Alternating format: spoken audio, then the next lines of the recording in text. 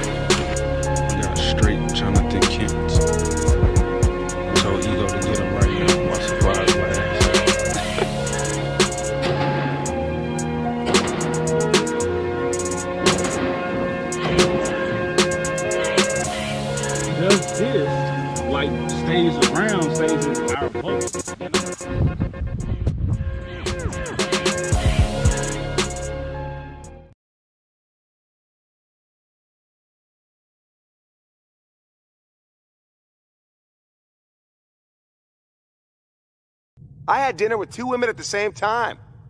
Because I'm a stud.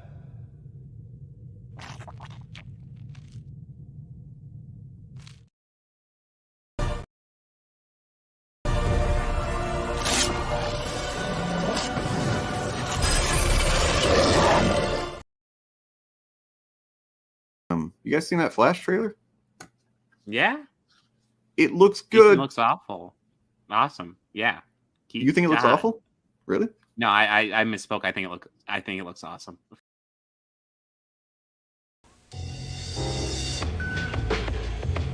Listen up. Here's your wake-up call. Come and get it. 3 hours of Toonami programming, and it's not even a school day. Toonami, The Rising Sun, Saturday from 9 to noon. You just made my day. A day which will live in infamy. Now the victory's mine. What up, people? We live. I was like, what the hell? Man, I was just playing clips, trying to figure out some type of flow. Just see how it goes. When it's on the nose, it's kind of, just play shit. Have fun. Anyway, all right, what up, people? We are live for episode number 62 of the Heroes No Capes podcast. Podcast just rolled off the tongue. Yeah, another episode, about to talk about some stuff. Y'all know me. Y'all have seen me. I am the Abomination, known as AJ. There you go. I got it. I'm on it. And I am joined by my mans, my homie, my co-host. There was something else that I was going to say. Bleft Obligo. That wasn't it. But you'll remember later. It's fine. I'll take it for what it is now. Damn, I wish I could remember. But anyway, yeah, we about to talk about some stuff. Y'all know we talk about what pop culture, mainstream shit that's happening there, because again, I want people to truly be woke, okay, to what is going on in this mainstream.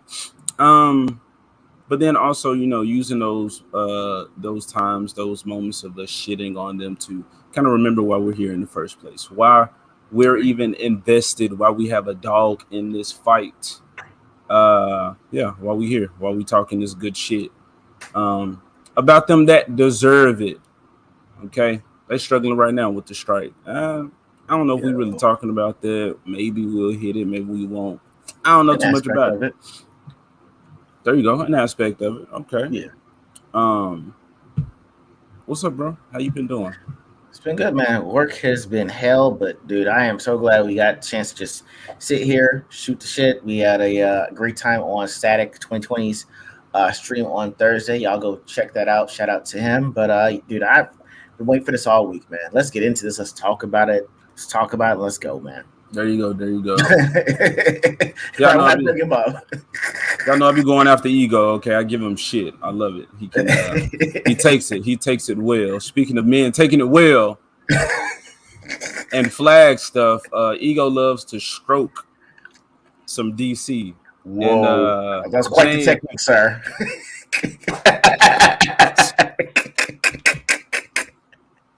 God damn. Who was that in my hands? That wasn't me. God Okay. damn. Damn. All right. Yeah. So some DC, some James Gunn talk. That'll be our first topic. He introduced some Yeah. characters. Y'all know we like to Lot. speculate. We like to speculate. A lot of people say a lot of this shit is DOA, and yes, for the most part, it is. But with James Gunn's universe, this is something new. So I'm excited to see it unfold, especially in comparison to what Marvel did with their intertwining properties or pieces of media entertainment. So yeah, it's cool to see that. Then yeah, man, the Secret Invasion stuff is coming on or happening or whatever. I'm not watching it. Y'all know I really don't watch shit. Okay, especially modern stuff or current day stuff, but just some conversation around that. Ego presented some stuff to me, and I was like, let's talk about it. So we got that, and then yeah, some more Disney, not Disney Marvel. We're going into some Disney news. I would say reviving of some franchises, but I didn't think about trailers. What about trailers? Do we want to? Do you care about any of the trailers that have come out recently? Wonka, Ninja Turtles. We can talk about both of those. I mean, because it's something that we both had a thought when we saw it. You know what I mean? And it's weird, as much as analytical as I am, the thing that I'm saying for Wonka is just what I feel. I'm not used to really saying that. I don't necessarily like saying it, but I don't have any other way to describe what I'm seeing other than the feeling I get when I see it. Does that make sense? Okay. Yeah. I would love to talk to you about that. I don't love the Willy Wonka or Charlie and the Chocolate Factory, but I would say a lot of what pathos was going on as I was watching that trailer. And as you said what word? Pathos. Sir, my man coming in sad on Saturday morning just doing literature. What the hell? I was not ready for this. I was like, who the hell is who's Pathos? And I was like, whoa, okay. Oh, that's the pull up the dictionary.com. Word of the day. Word of the day, y'all. I used it. Throw me a treat through the screen. We need an Elmo clip. Elmo said word of the day. Exactly. Sorry being silly, y'all. But I do get what you're saying. I don't know. Like I said, people, we haven't even talked about it. A lot of shit me and Ego talk about. Yeah, we'll do a lot of talking beforehand just to kind of see, do we really care about this topic enough to do it live, like do it on the stream? But no, we haven't talked about this. But that response you gave was just interesting. There was stuff I saw from the trailer, and I'm like, we're not gonna go there yet. All right, that's us. Okay, but what about the people? What about the people who are here who is giving us shit because we were to the streets? I'm not gonna say POC time. POC. Okay, we was on YouTuber time because every goddamn stream I've been on recently. Not on time. Not even recently, bro. Just for the most part. All right, I will tell everyone what happened. All right, so this happened on y'all. If you saw Static's stream on Thursday, y'all knew that I was holding this shit like a ghetto newscaster.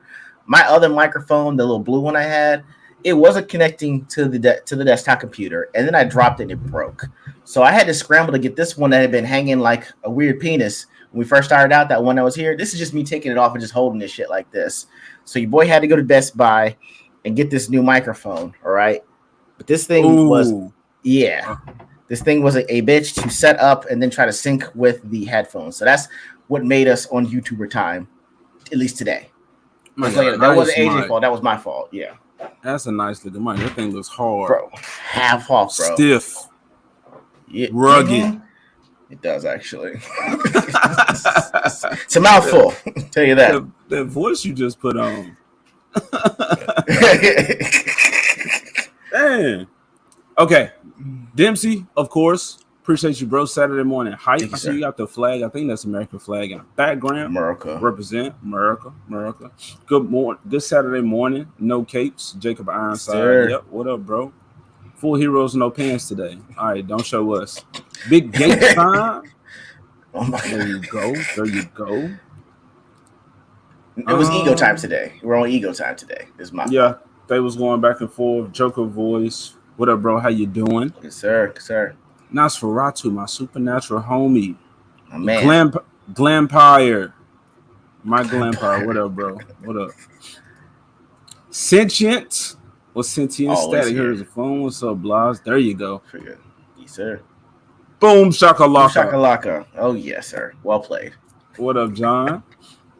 John said, I get down with the get down. Just like, what the hell? On what? Organized chaos? That's just funny. These Toonami clips go hard. Oh my They goodness. do. We love using Glad them, you man. feel it. Nah. You thought it would be Dio, but it was me. Arno. Yeah, Arno. The Cact Man. What up? What up? C4. See Peter Cullens as the Toonami bumpers. Yes, sir. Oh, sharing that look. Yeah, we know Man. this was Adult Swim that was at night, but look, we adults now. We can enjoy it together. And this is our time slot. So fuck it. We in the morning with it. Good afternoon. There you go. Right eye emo. That's fair. Have been listening to little Foo Fighters this week, so it will work. Stay woke, Stay woke, cool. For sure. AJ Brace, I'm becoming too powerful. He's entering Rick James territory. Don't see me doing that on the stream. Super free. The new casting. I say we're probably gonna have to have our own Rick James skit for ourselves. We gotta make the skit's gonna come. Mm-hmm. Once we get this YouTube enough popping to where we got more free time to sit around and do some of that. The new casting is a bit of a red flag for me. Unless these characters are used in mid and post credit scenes, this first film needs to be a Superman story, not an ensemble film. Fair. Fair. James Gunn, he did a little elaboration on it, and that's actually the article, yeah. Because we had the casting that shit came out earlier this week, so we was like, dang, everybody's gonna cover this. We gotta wait all the way to Saturday, which is fine. I don't care. But this article where he gave his thoughts on, because me and Ego was going back and forth, and I'm not giving him reasonable doubt. I'm not optimistic. I'm just, again, it's just a speculation, just to see how he kind of puts all these pieces together for this puzzle. And the creators, me seeing the creator he is, not just one movie, but an entire world. I'm interested in that. So yeah, I like to do a lot of speculation, and Ego has some thoughts on some stuff. I did, and it's surprising because I've been, I would say, defending a lot of the stuff that I'm seeing from him. So that's funny. I'm not interested in Wonka. Wonka, bro, was a menace with them sweets. You ain't trying to see that? Joker, sometimes we got to look for the green flags. A horror flick musical, hey, it gave off some of those kind of vibes with that main dude. Who asked for a Wonka origins? The Wonka character works because he is mysterious. I would say this before we get too far into it. One of the things that I saw that were jarring was the black girl that was just there. Yeah, that was weird. She was just there. Yeah, exactly. It's weird. But I will. They're including, that's another weird thing. Like somehow these characters have to have an origin associated with some black woman. Reva, off the top of my head, the fucking commander from Hawthorne from Lightyear. Shit, I would say King Valkyrie. She was black and in a position of power or authority over our main character, our legacy hero. So I'm just like, I don't know what the fuck that is, but here you go. She's a tiny version of that. Man. Damn, we kind of getting into it already. Should we let's throw up the first one, man. Let's start with James Gunn, sir. Okay.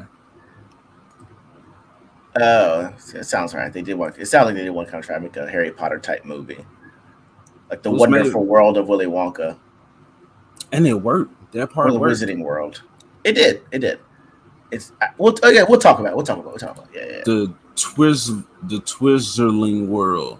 Twizzlering World. Okay. Maybe it would work. Something like that. It was a workshop it. Veritex, what up? Immortalized comic book. I can't name a movie I'm interested in coming out. I'm saying Insidious, Red Door, and maybe Mission Impossible 8 for me. It's just 3 hours. That's the only problem. Like I got to sit down and set out a 3 hour block just to watch it, and that's gonna be kind of hard to do. You know what I mean? Especially for a movie that's supposed to be part one. I heard it's good. It's just sitting down, and setting out that block just to watch the movie. Like, do you anything you're interested in is coming out soon? No. That's fair. I don't think so. I can't think of anything. Ego, that's some Oreo shit. Somebody said that. I said because I said Foo Fighters, and they're like, I said, don't blame me. I went to a white college. All right. Oh yeah. I didn't listen to him. Heard of him. Know of him. What up, Snow Dub? Snow. Let me just tell me when you want to get on the show. I say you have the invitation, sir. Please do. Open. Want your thoughts on some stuff? Sure. I'm mostly anticipating Doom Part 2, Godzilla -0, Doom 2. Okay. Hell excited for the goddamn Deadpool 3. I don't know why he trying to front right now. That it gave him that it gave him the colorful tight suits now, and he's salivating a little bit. Okay, first topic. All right, we was talking about the Wonka. I guess we can get on into that. Okay. Yeah, because after we'd already started on it, I hate to go to it. Cut away and then come back. That's fine. Let's do it. Yeah, that's one trailer. Just want to show different pictures of it without playing it, or how you want to do it? Of the Wonka? Nah, I'll pull it up. Okay. But now I'm like, well, shit. Should we go ahead and do the all the trailers right now? Let's just be a trailer. Let's do it. Trailers. Let's just do jumping in trailers, bro. Okay.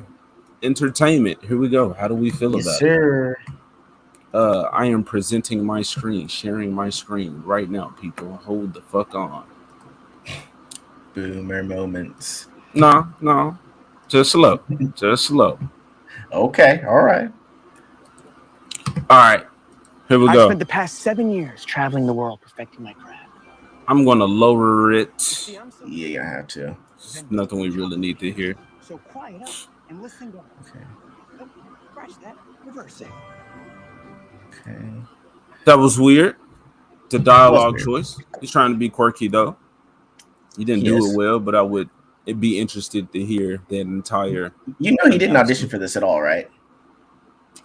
No, he didn't audition. He did not audition for that. They said he's the person that's writing, directing this saw him do like a theatrical play in high school and chose him to play Willy Wonka based on that.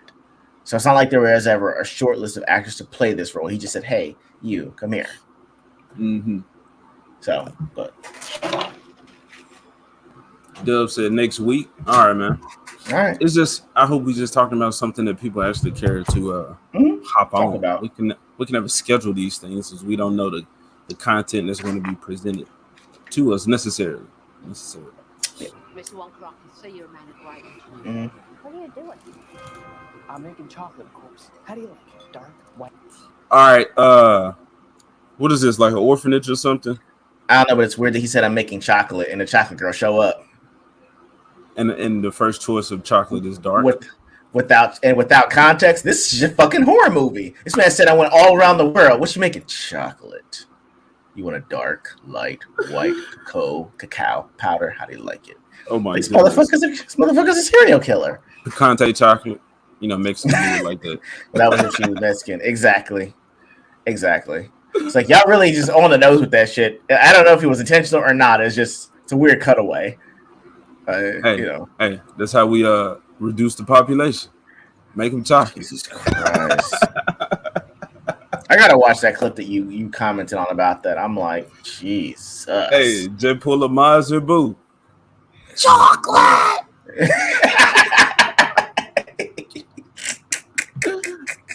Snatch them up. Right, shit. This is like almost the origin of a little chocolate boy from Hey Arnold. Could have had a little white boy just get addicted to chocolate. Ooh, chocolate. I need chocolate. What do we do for chocolate? Chocolate. Bro, all right, that would have been better for me. That is the horror story. I remember John saying he hate when they take a childlike concept and turn it into a horror film. Yeah. But Willy Wonka, it kind of is a horror film. And then only one kid survived. How you can tell people 6 kids go in and 1 come out, and not call that a horror movie? Wow, he's so addicted to the chocolates that he starts to see people as them, and he starts to eat them. And oh my goodness. We apologize for giving Hollywood a terrible another idea, but I mean the way it goes in, it's like, well, hey, them kids went in, not all of them came out, and the one kid, he's like, you can never leave. I mean, he get the chocolate factory, but he can't leave. He said, if you just keep your mouth shut, all of this can be yours. Come here, little boy. Would you like some Laffy Taffy? Right this way. Wow. Exactly. Okay. White, nutty, absolutely insane. Many people have come here to sell chocolate. They've all been crushed. Chocolate. Cartel. Chocolate cartel. Exactly. And they had to have a black guy in there for the chocolate cartel. Yeah. How you feel about the chocolate cartel idea? Him competing against capitalism or some shit? I guess, but I'm not saying that's what they're trying to do with the movie, but I am trying to, put it into terms short and sweet. I guess it's supposed to be, I'm taking down the system by being the Wonka, but it's still weird for me. Mm-hmm. You're trying. I mean, like I say, I traveled all the way around the world to come back, but how you don't have any friends? You know what I'm saying? Like, yeah, y'all got the chocolate, baby. This is okay. This is a groomer concept then, because apparently a black girl ain't make it because she wasn't in the Gene Wilder version. I ain't see her ass in the Johnny Depp version. So, but all of a sudden she's here. Those are the issues they run into. Is she the chocolate factory?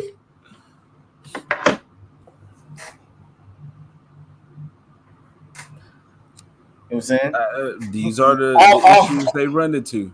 All I'm saying is, from the looks of from the way this whole thing is sound, by including the black girl in this, the entire movie takes a weird turn, and it's almost like this is a parallel between Willy Wonka and R. Kelly now. Like, she opened that door, and he gonna be, usually I don't do this, but it's really next to it. Like, what the hell, Wonka? Okay. That's all. It's just it's really weird now by putting a child in there, but it's like he doesn't have any friends either. Little boy, you can pull my Laffy Taffy. It's saltwater taffy. Girls say that Laffy Taffy. That Laffy Taffy. Hey, he played that in the background. I couldn't do nothing but respect that, bro. It would be funny. He knows who he is. Exactly. It's weird. All his songs are gonna be candy flavored or talk about candy. Either Laffy Taffy, Candy Girl by New Edition, Sugar by Maroon 5. I mean, the soundtrack alone would probably write itself. That's all I'm saying. All right, man. We didn't tell these people shit about Wonka until later on, and now we own it. Yeah, Big Candy versus Wonka. That's it. Classic got it. Yeah. And I'm not mad at that concept, though. The little man taking down the big corporation. Oh, I forgot, yo, bro. 2-0. See that 2-0? Yeah. Yep, exactly. Yeah.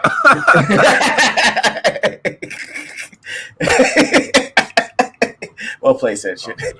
Without selling chocolate, and you can't sell chocolate without a shop. Shop. No danger. What are we gonna do, Willie? It's kind of funny. Huh. A double hung. Do you have a pencil and paper? Uh-huh. I got an idea.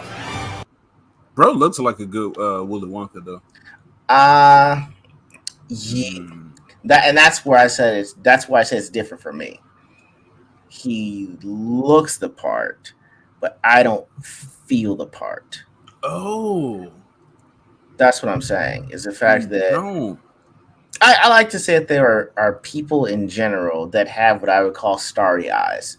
Like, you can see, like, there's something behind the eyes, a glimmer. It's either a supernova, it simmers, it's light, sizzles, things like that. I know my eyes, for me, sizzle. Like, hey, it's something's there.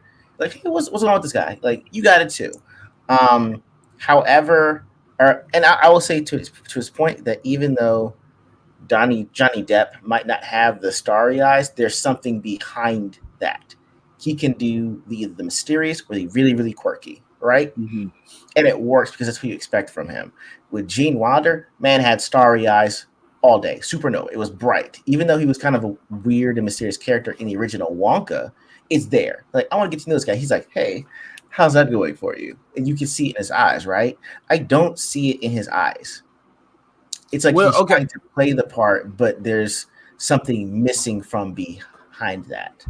I feel that. But what if through this evolution, right now he's just that quirky character, but then he slowly tempers it the more he realizes, hey, I'm really doing this candy making thing. And then he starts to get those eyes by like watching people enjoy his sweets.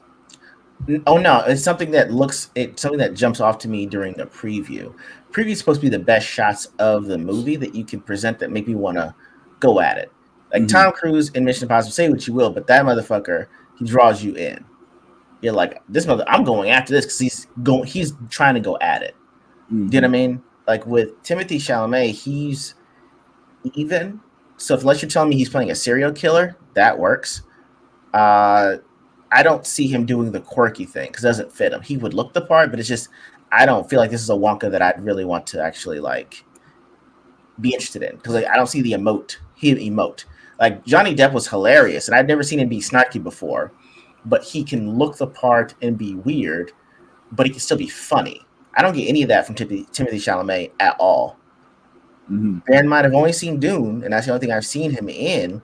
I know that there's another movie that's on Netflix about him being King of England. I'm going to go watch that. Maybe he does dark tones better. But I don't see the whimsy. That's what I'm looking for. With that sense of whimsy and that innocence, that excitement. He's trying to do it, but I can see him trying to do it. You think Ezra Miller should have been Willie instead? No. He's a prancer. And I've actually seen him in person, and so he's chummy, but he's more of a prancer. And I'm like, I don't want to see Wonka prancing around, but I don't even know who would probably do a better job, or be more believable to me. If you told maybe Tom Holland, as much as I don't really like his version of Spider-Man, maybe that could work. I see him. Sure, but maybe more of a male Mary Poppins with him. If I see him, Martin Poppins. Okay, I mean, I'm not sure who I could actually see doing this. Out. I mean, yeah, I don't know who else you're gonna get to play. It's just right now, I don't see the excitement there.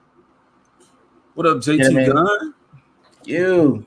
Sir, thanks for joining us. I think that's the issue I'm having is the fact that I don't see the whimsy. Everyone says time for Willy Wonka. Yeah, I need him as Martin. Everyone says Tom, yeah. Oh shit! If you tell me Tom Cruise is Willy Wonka, I'm like, this chocolate factory gonna be lit. We need to get the chocolate. Some evil sour candy people or whatever coming to try to take over his magic, suck the magic dry from the land. Exactly. Ooh, give me that. Sound like I'm coming up with the Alice in Wonderland live action shit of a movie. It was a rough watch when they tried to do that. Don't even do that. Give me Zack Snyder's Willy Wonka, and I think that's what we were talking about earlier. Fair. Zack Snyder's Willy Wonka. It can happen. Weird for me. It's. Hold on a second. This is the wrong era to do another adaptation of Willy Wonka. That's fair. Willy is actually just diabetes jigsaw. He is. I want to play a game with chocolate. Hey, that's again. These ideas, they're funny, but I would kind of want to see them executed. And then you talking about the diabetes and all this like weird shit that he's just forcing upon people in a way, which that's why he's like, you don't have to make him the villain. Like he can sell it to people, kind of like a monkey's paw. Like this shit is delicious, but the side effects that come with it you're gonna wish. Exactly. We'll see what they would do though is they make them all adults and they actually get invited back to the chocolate factory and he gives everyone like a special candy or a chocolate. They get something that they want, like with chocolate. Oh my goodness, now you've got all this money coming in, or you can have sex with all these women now or dudes if that's your to whatever. But the side effects are awful. Mm-hmm. You're just like you got someone chasing you now. It's like, what the fuck is a cup of sugar chasing you? What the fuck is going on here? I mean, it could work if you tried to make them adults, but it'd be weird if it was children. Yeah. Dang. It could still work as children though. I don't know if you saw this. I think it was a movie. It was like scary stories to tell in the dark. Yes. At night Yes, I saw that. And they were in the 90s and they were dying, right? This came out recently. Maybe there was an original or something, but I know recently. Bro, look at some of the stories from that because that shit is like it works. Creepy. Yeah, it worked, and it was with children. I think somehow it was still PG-13, but yeah, just some of those concepts. Scary it enough. Worked. It worked. Okay. I know things haven't been easy for you. They're gonna get better. You promise? How does he know things haven't been easy for her and they've just met?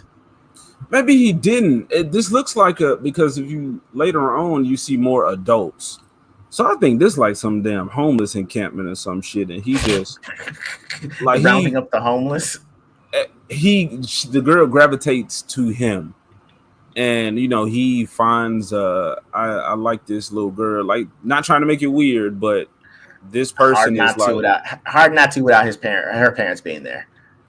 They probably are. But I'm saying he's young. It could definitely be more of a big brother type thing. Yeah, it's just you have to qualify it. That's all. Yeah, you know what I'm saying. Yeah, and I hope they do. They better. You really better. Else you be weird as fuck. But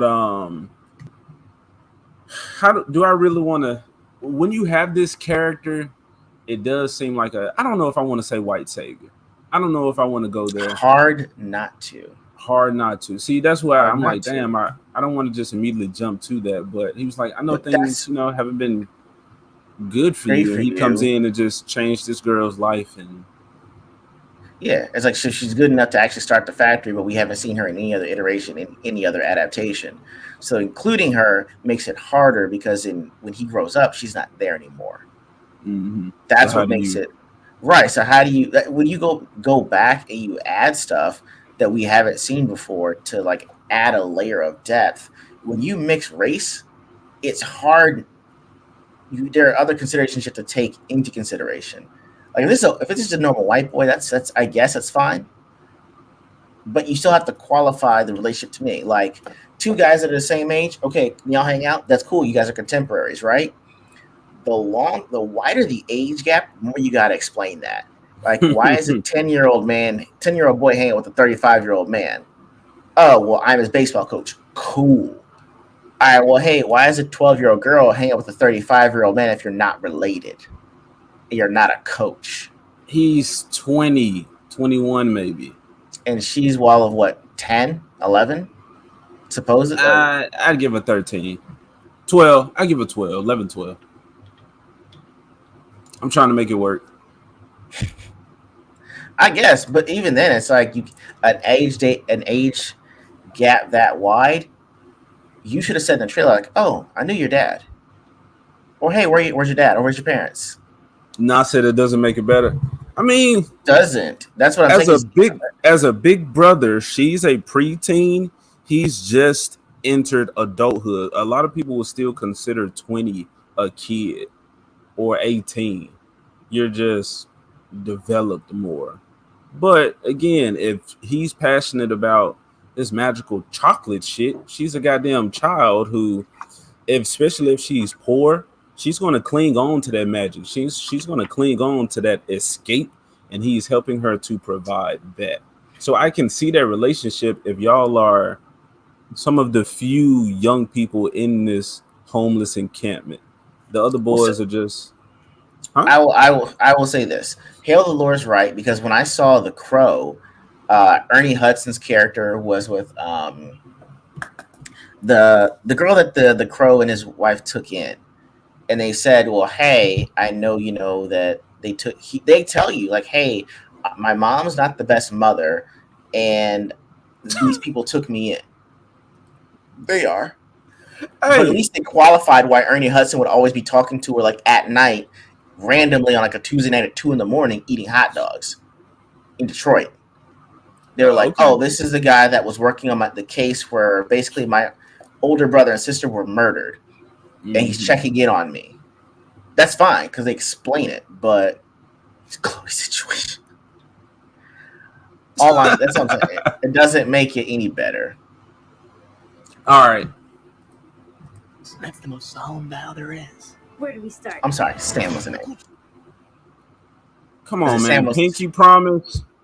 Now look. Maybe that's See, a tactic of pedos. But I'm like, come on, man. That's brother and sister to me. That's what I'm gonna say this. I think on the surface, that is what they're trying to push with this movie.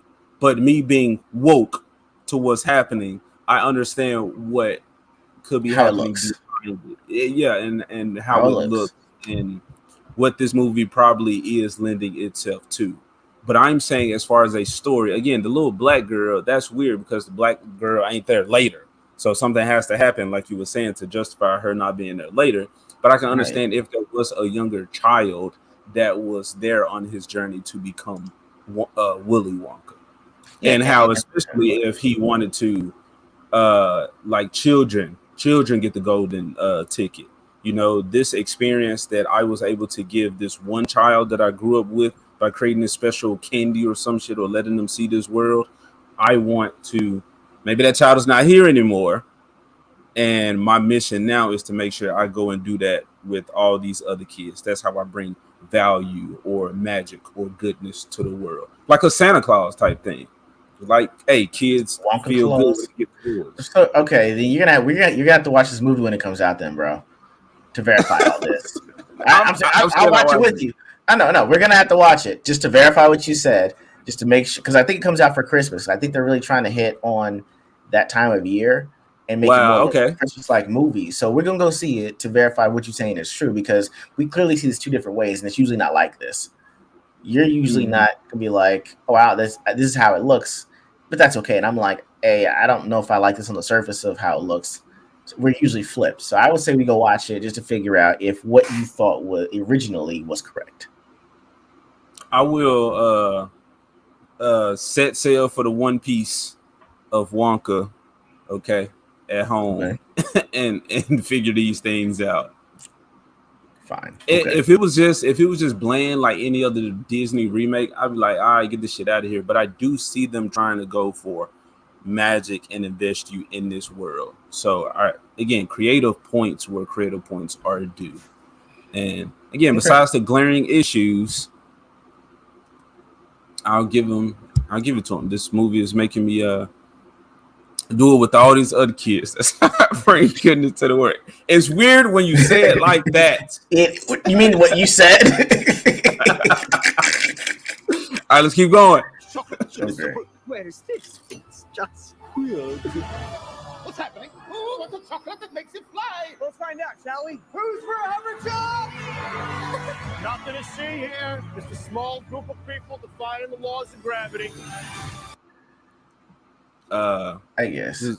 Keegan, Mike, You know, what's go up? ahead, What you keep going, got? Cookie. Well, I think that they're also trying to take from Jingle Jangle, the Netflix movie. I They're think I trying, saw it. yeah, and I was Well, like, because Keegan no. Michael Key is in here too, and I'm like, it seems like he's playing almost the exact same character that he did in Jingle Jangle. And it's Okay. like that's whimsy, that's excitement, that's being in awe of what you're still able to do, even though you're the one that did it, right? Mm-hmm. The Timothée Chalamet's version of Wonka looks like he's a magician that does the trick, Yeah. knows it works, and it's your job to show, oh my god, the whimsy, oh my goodness, where did this come from? It's like it just comes off as flat for him. Whereas Okay. anyone else would be, oh, it still works. That's great. That's awesome. I'm glad you're enjoying it as much as I am. I don't get that with his character. Again, he looks the part, he can say the words like the part, but I feel like I'm watching a Broadway version of this where Understandable. That's what it doing looks the like. lines. Okay, all right. We're in agreement with that. Okay, go ahead.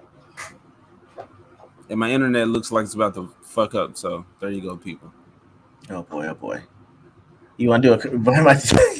Want to do this song and go to the next one then?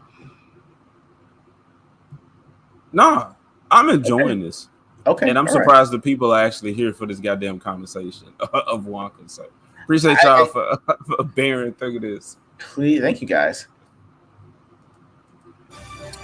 And see, I didn't even know it was coming out around Christmas. So yeah, I saw that and I was like, yeah, I know what you're trying to do.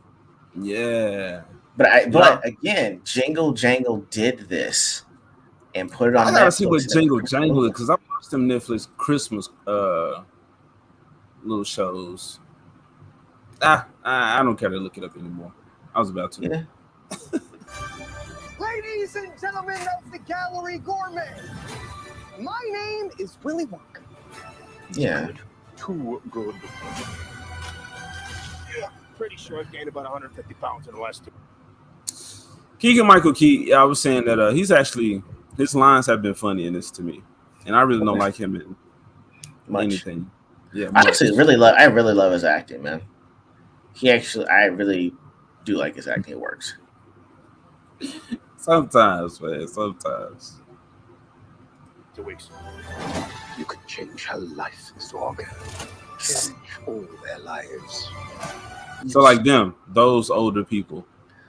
That's fair, but he said you could change her life. You could change everyone's life. It's like, again, we're making the girl to be something that we haven't seen before. I feel that. You could change everyone's life should have been the word. You could change her life, change everyone's life. Why does she matter that much without explaining the actual relationship? I feel you. That's the issue with it. If they would have just kept it as, like you said, you could change all the kids' lives. I'm like, goddamn, this chocolate Santa Claus. All right, not race swap.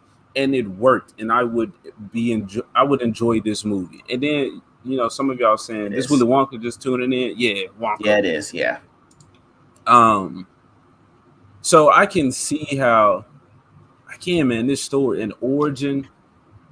I'm not opposed to it. Y'all are saying keep it mysterious. I would love to keep it mysterious. That's the problem with telling an origin story is the fact that you know the person they have to eventually be. But the story that they're trying to tell you is, they were much different before. And it's like, well, I don't necessarily need to know what turned you either to the big person you are today or to the villain. I don't like that. And that's the issue. It's same, like, honestly, this Wonka movie is a lot like Joker. Trying to put a backstory to something that didn't need one. The mystery of it all was great. You know what I mean? Like, I need to see the Wizard of Oz prequel, but I don't want to know how he became the actual Wizard of Oz. You know what I mean? Are you referencing the actual Oz? Because I did watch it. What would you think about figuring out how he became the actual Wizard of Oz? That was so long ago, but I didn't care. It was just more of that world, which I was fine with. No, okay, I'll say this. At first, it could have been a dream of Dorothy's, but then now you find out it was an actual world. So it brings a lot of questions, but at the same time, those questions, it does make you want more from that world, I would think, because I think Harold Lord was being funny when he said this is part of the Harry Potter universe. But if you do give him a magical origin with it, then I can perfectly understand this character being in a Harry Potter world. And he just ended up being some goddamn magician that was like, I'm going to make chocolate. Wait, is this isn't Disney, right? Or is it WB or is it Disney? I think it's WB. So, okay. Oh, wow. Okay. So it would be in the same. This isn't Disney then. It's Warner Brothers. Okay. See, it's not Disney. And that's what I mean by, like, we see these same tropes, not just with Disney or Disney's Marvel. It's all over the place. So this is another one that's doing it, but like Avatar, The Last Airbender, or like the Korra shit, for example. I'm like, that's separate from the mainstream, but it still happened because of influence. But you do see some, Red Dead Redemption is another example. You do see some properties try to be like, okay, I have to put this shit in there, but I love what I have enough to still be respectful and do it justice. I just have to add these other things in it at the same time. I guess. Yeah. It's just Go ahead. What's the next one we got? Change all their lives. Change all their lives. See, and then the focus on that one little girl, I'm just taking it as a little sister, man. Well, the thing is like he doesn't have any other children that are there. It's just these 4 people that seemingly he picked up, not necessarily off the street, but I mean, just kind of put them there. I would say we don't even know who they are because this dude right here, I think he was the one that's saying without a shop, then you can't. You can't sell chocolate. Yeah. So is he the naysayer in the group, in the community? And it was like, Willie, you ain't gonna be shit. Is he that person? And she like, baby. No, yeah. Put your mind to. You can have that chocolate shop, baby. Cause baby, this world is rough. But you can make it with a dream. See, people like us, they don't get these opportunities. But you special, Willie. God damn. Nailed it. Oh, shit.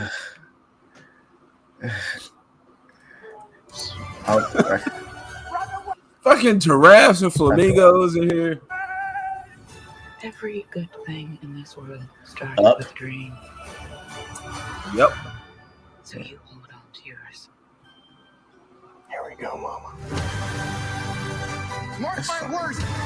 This is gonna be the greatest chocolate shop the world has ever seen. Okay, so he got the shot. How did he get it? Did he get it financially?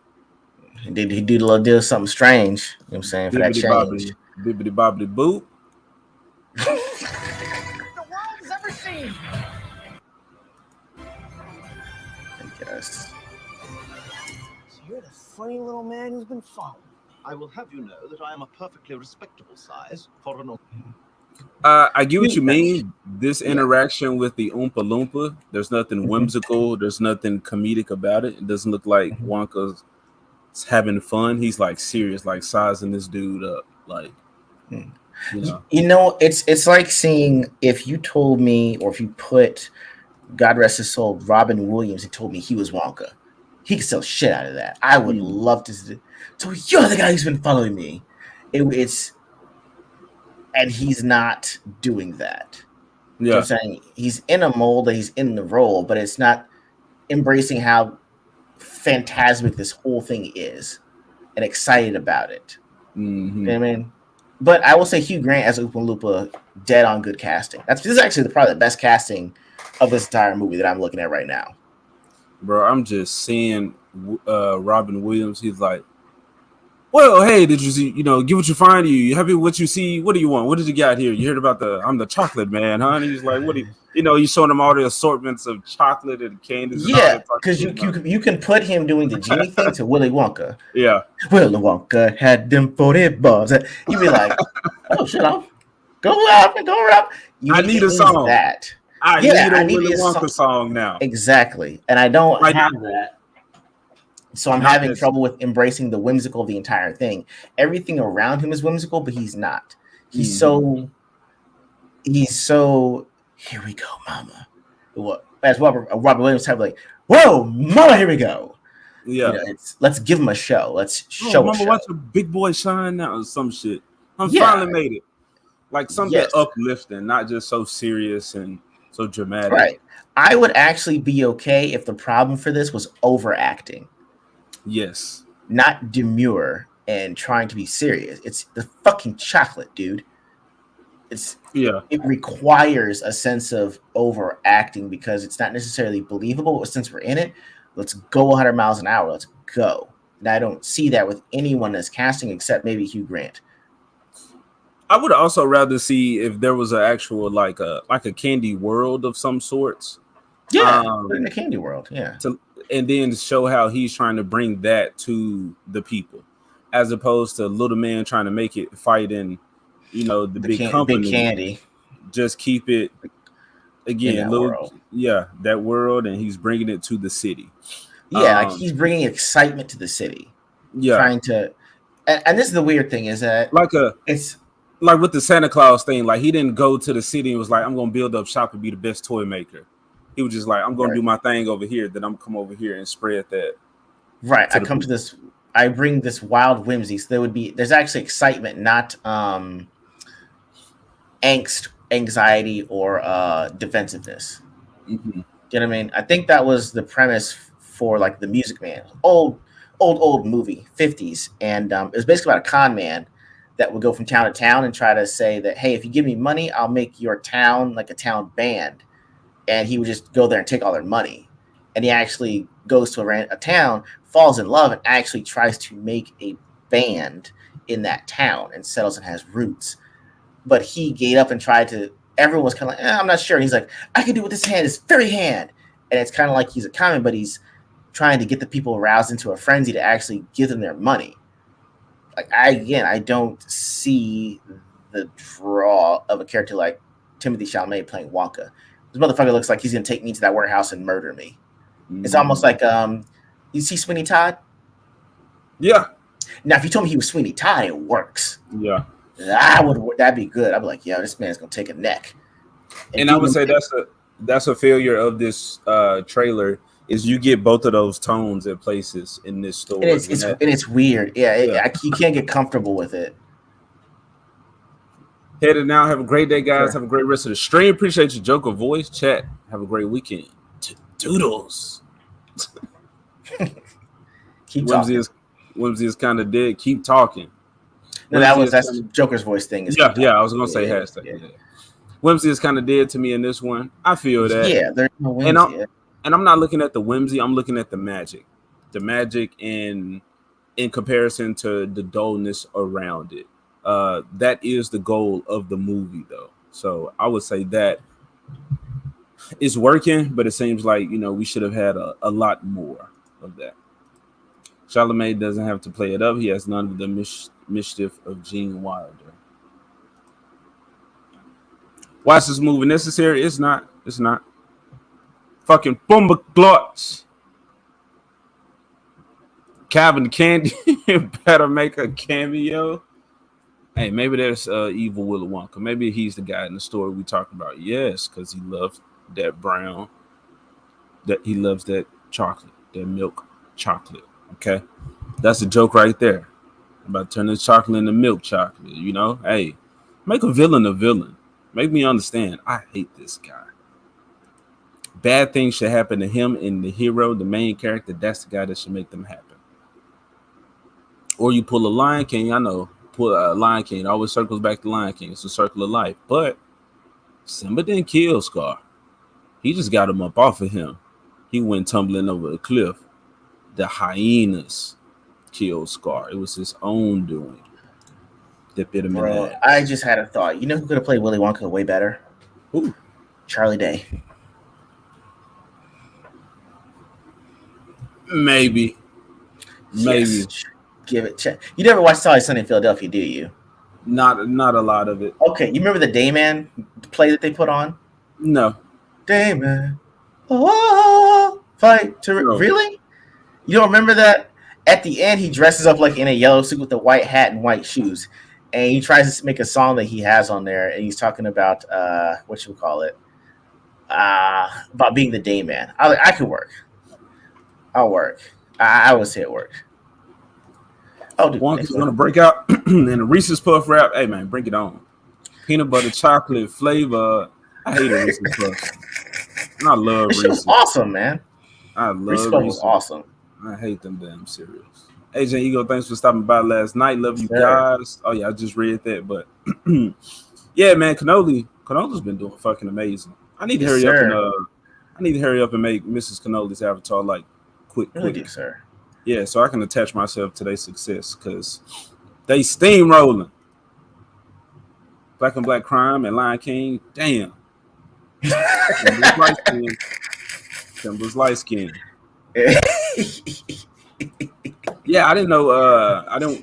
Yeah, Charlie Day, but he doesn't look the part, and I think that was my issue. He doesn't look like Wonka to me, but yeah, I didn't even think he was going to be a good Luigi. I did. He was always the voice I thought Luigi would have for how scared he usually acts. I take that back. I walk that back. I thought he was a great pick for Luigi. I didn't know if he was going to pull it off as well as he did. But once I do that did see instantly. the name, I was like, oh, I can see him being a great Luigi. I But will it's say, just again, do yeah, these when you saw the people? name, but when you saw the name, you knew who it was going to be. Like, if it's Yes. anyone other than Luigi, you can get out of here with that. Like, are these people going to again overact? Are they going to actually immerse themselves in that world, or are they just going to go in and read lines? But you know, with his acting, he's not someone that just goes and reads lines. So No. Your last comment all the way up here. Instead of Wanks, this could have been. Are you Wonka? This could have been Wonka's son taking over after his father, him feeling like he can't live up to who his father is. But in the end, he's stepping. Now look, that is a story we've seen time and time again. I said that should have been fucking Princess Peach's story in the Mario movie. We should have seen. Oh, let me not. But yes, that is a wonderful story right there. Even Simba in you know, we saw that. That's actually a better story. I'd watch that. That would be a good story. His factory's been shut down. His dad goes away, or his dad died. The factory's run in disrepute, and Willy Wonka's son has been going out to far off lands to learn about new ways to make chocolate. Comes back to find out, dad's dead. The factory's a mess, and the only person is this little black girl that just walks by there every day, remembering what it was like when she would go there. Hold on, that makes sense. Even better, because he left the factory to Charlie, and then the son finds out. Maybe the son has been over there in that world, and then he finds out, dang, my dad left it to him, and then why? So then you have this combativeness between these heirs to the chocolate kingdom. And then it would make sense as to why you got the random black kid, or the diversity. Who's this poor kid my father left the factory to? Exactly. So he's like, why the fuck are you here, bro? Give me my chocolate kingdom. Oh, yeah, because his dad, Charlie's, Willy Wonka's dad was a dentist, right? I remember that. Yeah, but even then, I was like, it still would work better if you told me there's a legacy, Wonka legacy. I'm okay with that. Everything would make a lot more sense if you tell me that's Wonka's kid. Here we go, Papa. I want to check my link. Yeah, man, I think that story that would have been cool. I'll do that. And yeah, again, if I say some shit, I'm just speculating. I'm just looking. I'm looking at the art of it. Okay, are they executing well? I'm not paying to go see shit. Mario got my ass because I just saw this perfect movie in my head, and I was just looking at the screen like, oh, nah, bro, none of this happened. I didn't see this in my brain. We're never gonna agree on that. Just go ahead, pick another topic because we are talking about that. Okay, his dad was Count Dooku. He was made because his son never took up the Sith arts. You can't do that. It's WB. It's WB. There's Marvel over there, son. Make it work. Wonka's son can be a diabetic. The candy didn't affect Wonka, but it affected his son. Sugar freaky. I mean, I don't know. It's like when you find out Cookie Monster eats lettuce. Yeah, like nah, I can't. I don't. Cookie Monster want no diabetes. That's Green Goblin when he came to Andrew Garfield's Spider-Man. I'm sick, bro. I got that goblin.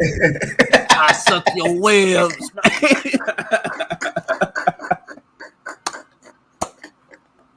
Damn. Oh man. Charlie and Wonka's kid could team up at the end, both pulling their own weight. Yeah, that would be a good one. Learning to work together. Bro, you can show how maybe Wonka left it to Charlie, but the capitalism, all of that, the city it is weighing on him. And then the Candy son has to bring that element that he's missing or something. They both got to complement each other. I got that goblin. Y'all, we didn't plan on spending that much time on fucking Willy Wonka. Sorry about that, guys. We didn't even know we was going to talk about it until we started talking about it, and I thought what he was saying was interesting. Yeah. So do we want to go for the Ninja Turtle trailer? We can, sir. We talked about something I had no idea it was going to be this long, but go ahead. We can get the next one. No, damn, that's a whole hour. All right, let's get the trailers out the way, and then we'll get to the information, because that is more of the open-ended stuff with the Secret Invasion and the Skrulls. Yeah. I think we were starting to disagree on that. The James Gunn stuff, that's just, what are your thoughts? He's elaborated a little bit more on his casting. So, where do we go from here? Gotcha. Well, let's get into it, man. Maybe I should have been presenting that screen while I was talking. This is Wakanda. Now we ain't gonna raise my... Hey, maybe nothing. Right.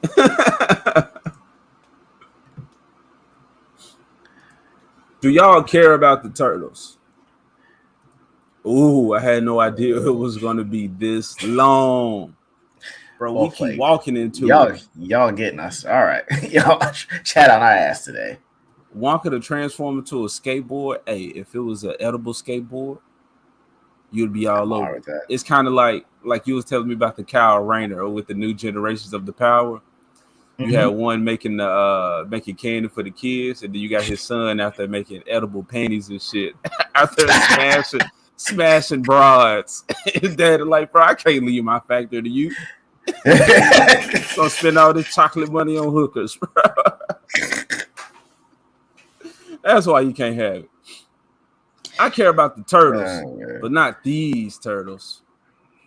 Fair. TMNT is the most overrated franchise. I can see that. This film does not exist to me. Man, y'all gonna appreciate the good shit about this movie.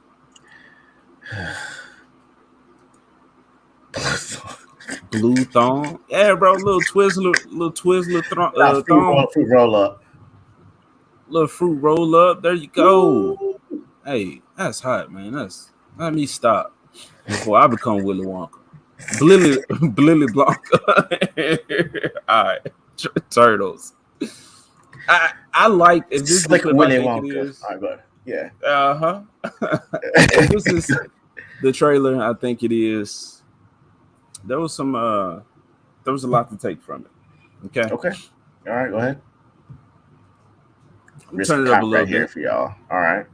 I'm always risking the copyright. Yeah, get live for y'all. Go ahead.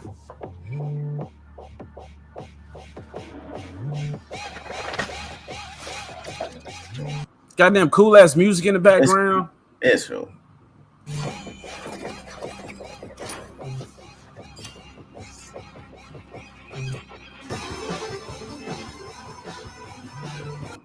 Bro, I haven't seen this with headphones. I was not noticing this shit. Yeah.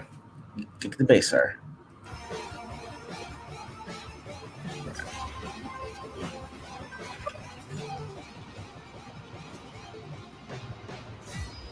I like the whited out eyes. Thank you. At least thank you for doing that. I didn't like seeing eyes. I didn't like seeing eyes behind the mask because if it's whited out, let it be whited out. You have to explain that to me. Okay. Master Splinter has given us a very important mission for tonight. The target is across the street. We must use stealth and cunning to infiltrate the human world and retrieve. Go, Gert. And it fell apart. Really? Okay.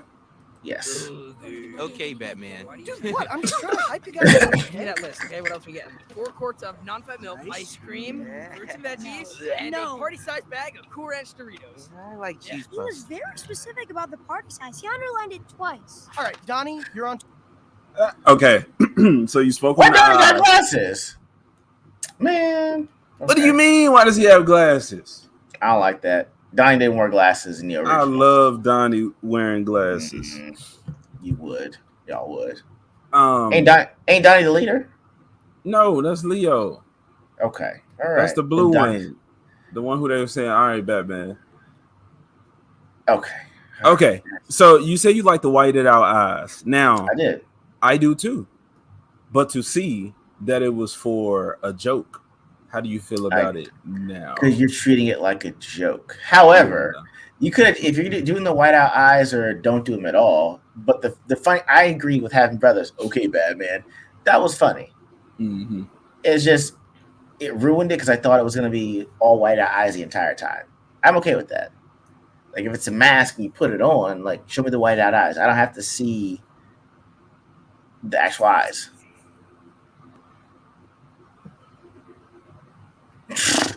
Okay. The animation, I like it.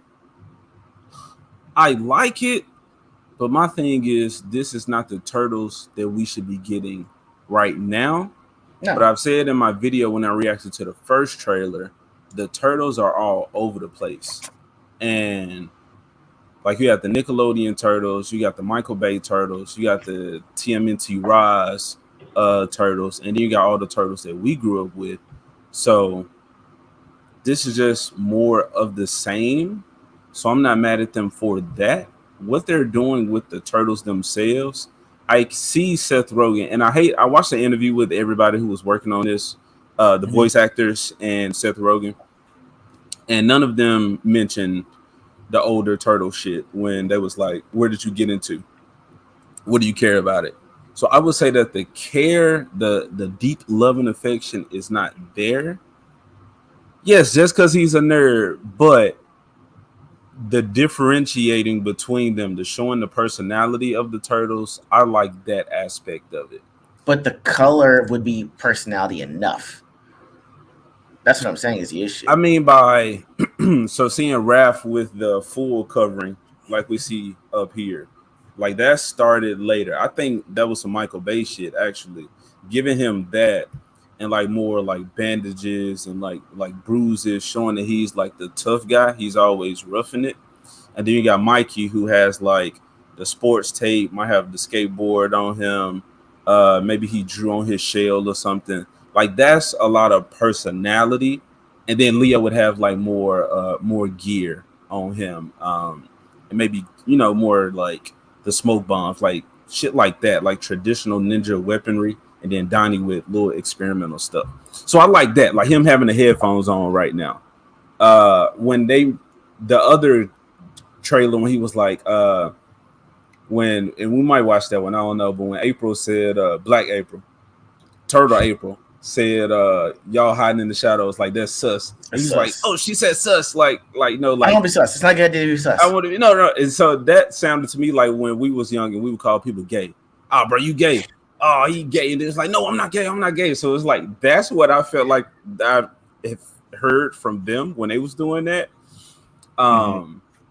So like all of that shit is working, all that is personality. But yeah, like if he's listening to, it's an aesthetic, man. It's an aesthetic that doesn't affect it whatsoever. So why not let him have it? But the headphones, he's listening to this information. So he's able to tell them sus is not good because I heard it on a podcast or some shit. Stuff like that, bro. If eventually he get like the little specs where, they got the magnification on them. So he's working on stuff. Like they do have purpose later. Sus is the new gay term. That's what I thought until. Yeah, I did too. Okay, but like what Glocks? They didn't say bro once. These aren't teenagers. Yeah, I've been. That's fair. There's a lot of white kids just saying bro, and I'm like, hey, I'm proud. I likes that. Sus is the new no homo. No, you gotta say no sus though, or no cat. And see, that's what I'm like. Did they know they was doing that in this movie, or was Seth Rogen just like, well, kids say sus or whatever? So I don't know. We put that in there, but the kids being kids, man, I love it. I think they're easily getting away with this because it's Teenage Mutant Ninja Turtles. These are preteens that we're looking at. So doing it within the confines of what the turtles are, nothing is really wrong with this. Everything that's happening has been aesthetic and technique, I would say. But nobody truly has a problem with the story besides a Black April being there when they're younger, as opposed to later on in life when they're actually fully developed turtles for the most part. And I'm not talking about anatomy fully developed. I mean, mentally, they're teens, like I was saying, maybe early 20s. Wait, what? Like teens is like between 13 and 19, sir. Early 20s, that's an adult. Yeah, but like I was saying with the 18 is an adult. Yeah, but the mystery gang, Mr. Inc. Like how old are they? Did we say early 20s? Because they were still in school. No, they weren't. They was in school because in what? I could have swore in the 80s version that they were still in school. Maybe probably high school. Named Scooby Doo, maybe. No, but no, the Mystery Machine. No, they were driving around town, sir. They were adults. They were full on adults. People drove in high school.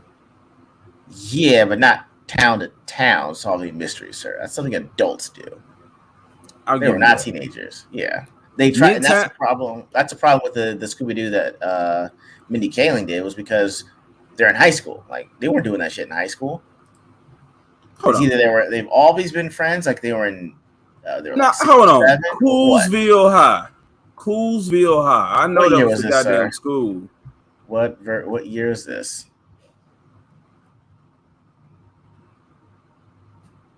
Come on, don't worry, I'll wait. I'm looking it up right now. All right. Oh, because I'm looking at a bunch of Coolsville High shit coming up.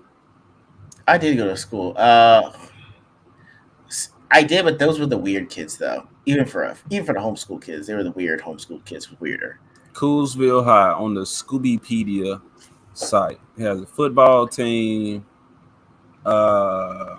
First appearance.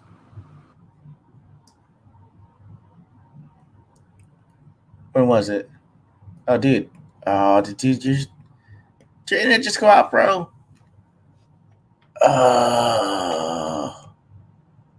Oh my goodness, guys. I just want to double check and see if you guys can hear me, because AJ's internet has conked out. And you guys, I'm gonna go ahead and. Are you back? I'm back, man. I told y'all I was gonna mess up. What happened? I don't know. Internet. Okay. All right, man. All right. Go ahead. What you have to say, man? When's Coolsville High come out? TMNT has been 15 for years now. Sure.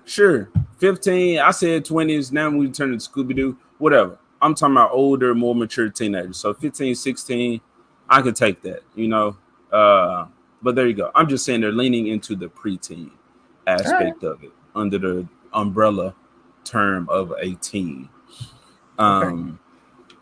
I don't like that, but it's within reason. All right.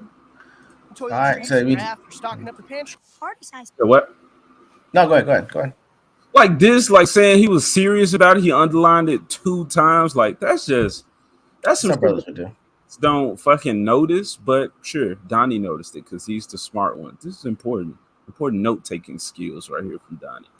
That's fair. Go ahead, man.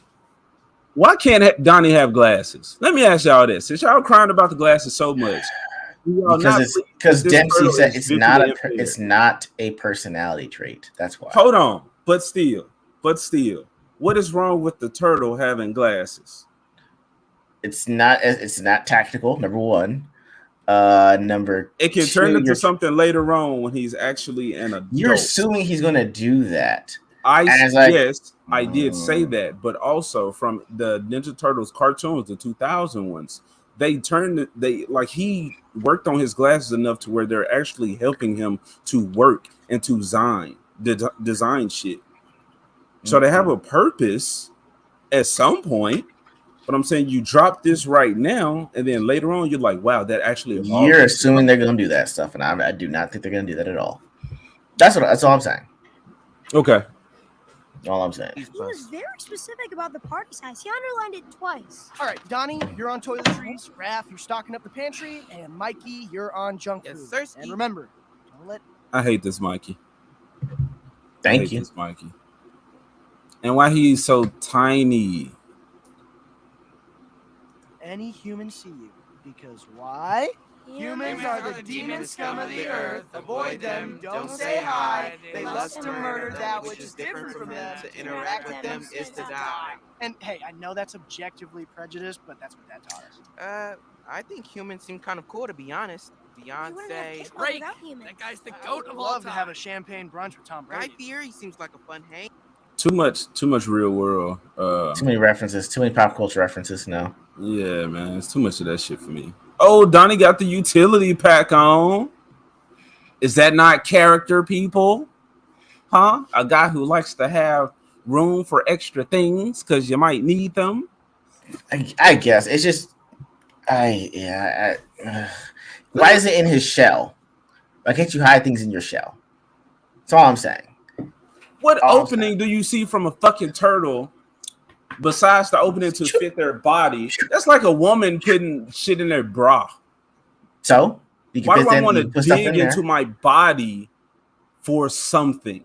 Because it then actually is using there's no compartments in there. Shit's just dangling around, jangling like a box of fucking coins. And he's like a cartoon character every time. Hey, Donnie, yeah, I'm okay with that. Yeah, I'm okay with that. Get the I'm okay fuck with out that. of here, bro. I'm okay with that. Get out of here with that. I'm all right with that. I'm okay with that. Donnie's smart enough to not put things inside his shell, because when it's time for his body to go in, he might press up against something too hard. He might get stuck with some keys.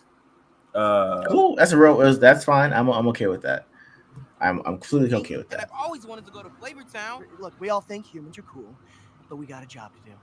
Let's go. Hey, I'm the leader of the group. You sound like you have bronchitis. Donnie is the funniest one. That's funny. That's funny.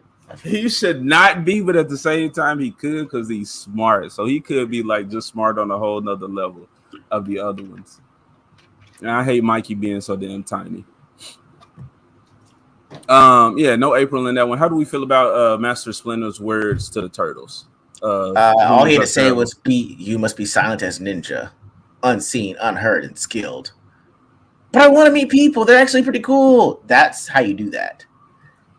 You don't add it. Oh, but Dad was prejudiced. He wants to kill all people. Like, didn't he actually get trained by a sensei in Japan? So he would actually have a relationship with people. That's the problem I had. Like, I remember seeing that, right? He did get trained by a human, and he saw him train, right? Yeah, a human that he loved very much. Right. So you can't make him all of a sudden be so anti-people when people actually helped him. He's just like, well, hey, adopt the code of the ninja: swift, silent, unseen. And then they're like, that's all you have to say. Like, that's the credo of being a ninja turtle. You have to be a ninja. But they're still teenagers. That's how you show what my dad said he wants us to do. But man, I really want to hang out with people, though. You seem really cool. And then you might want to do the references like that. That's all. Yeah, it was too much. Like I was saying, Donnie with the headphones, it would make sense that he's watching these things. But all the turtles. Or he's on YouTube. Yeah, all these turtles are clearly tuned in to what's happening in popular culture. Yeah, with all the shit that they just named.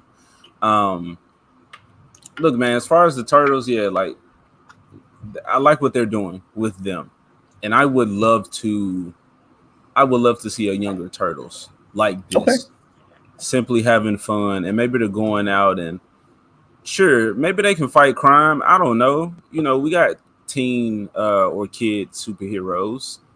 But it's just when we see the turtles, everything is just so new to them. So it'd be weird to put them out there while they're this young.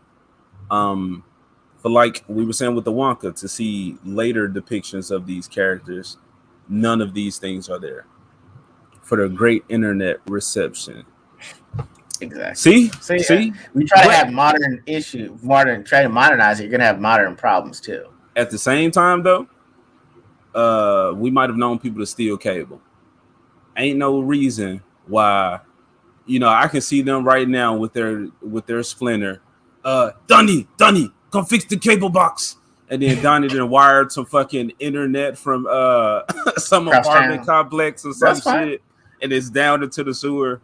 It's about to be. He's some ghetto ninjas. That's. I can see that. God. It's always younger.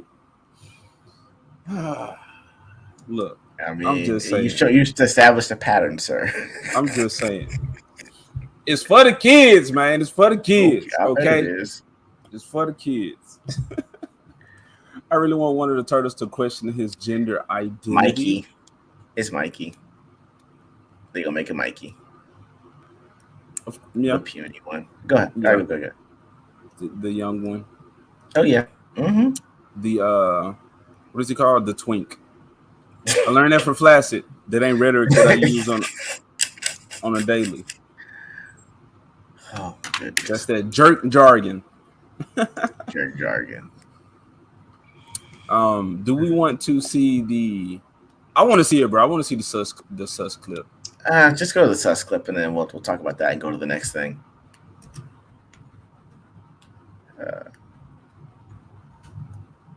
Because that shit was funny. It kind of was. I'm not gonna lie, but still, I'm just like, eh. Ew, young Splinter reveal. What is this? Yeah, with the afro thingy. Like Tussie. Give me that bonus turtle shell hole. You know what? We don't. What? All right, the sus clip. That's one clip, but we never reacted to this official trailer. So this gives y'all. Do you want to do the official trailer? You don't care about seeing more turtle content? Nah, really. I know. Well, the thing is, I will say the voice actress that they picked, she's actually pretty great. I've seen her on The Bear, which is an awesome show, and I see why they would have chosen her. It's just making her black because you chose the black actress is like, you have to change the whole concept around one person. Like, hey, you're playing April O'Neil because you have the voice, but April, we're gonna make it's still white. So, moving on. So this, the Michael Bay, and I hate that they're the example, but I love the personality on his turtles. I don't like the extreme differences in sizes because then they don't seem like brothers to me anymore. Especially when like the recent cartoon versions actually made them different species of turtles. So for them to be a flush down the toilet, then you have to have a super fucking irresponsible pet owner to get 4 different species of turtles to spend that money just to flush them. Right. All these different versions, and now you got to flush these turtles. And this man's internet has gone ahead and taking a dump yet again. Sir, please stop using the sewer internet that you are sharing with the turtles because you're trying to show for them, sir. I think that's probably why AJ is going so hard on this piece because he needs that Teenage Mutant Ninja Turtles internet. And every time it goes out, they're like, nah, stop the stream, bro. Can't be talking shit about our movie. My man right here. Little headband. What? Okay, go ahead, sir. Me? I was talking about you trying to steal using the Teenage Mutant Ninja Turtles sewer internet right now. And every time you have a bad comment about their movie, they'll start clipping your internet. All right, bro. Well, fuck these trailers then, because that's that's doing something to the stream. All right, yeah. So we're gonna go ahead and what's up, Zax? Yeah, we can go ahead and I guess go ahead and head on to the next topic then if you want to do that.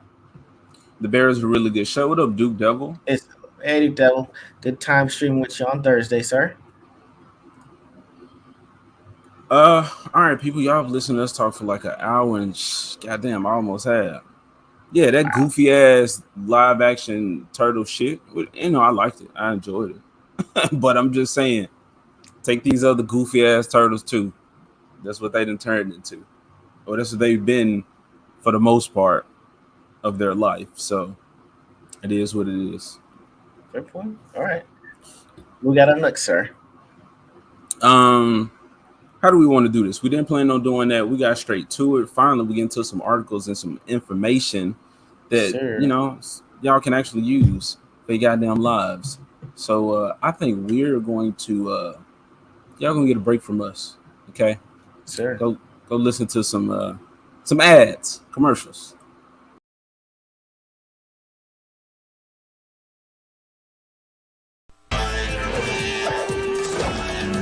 Just another day at the Daily Bugle. Got that sinking feeling, Spider-Man? Will someone please take out the garbage? Wherever I go, Hobgoblin misses me.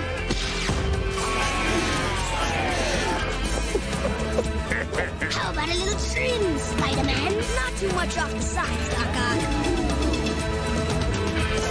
Parachute Spider-Man playset and figures sold separately.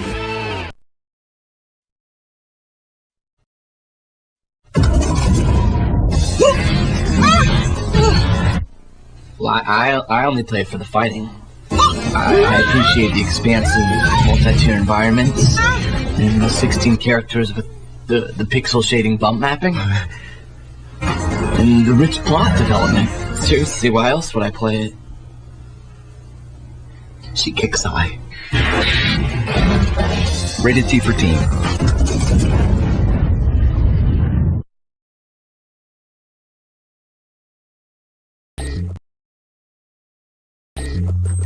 Dreams are meaningful when you work toward them in the real world. If you merely live within the dreams of other people, it's no different from being dead. It's only natural that you feel afraid right now. We all possess something inside us that we cannot compromise. It's that inner passion that gives us the strength and courage to fight.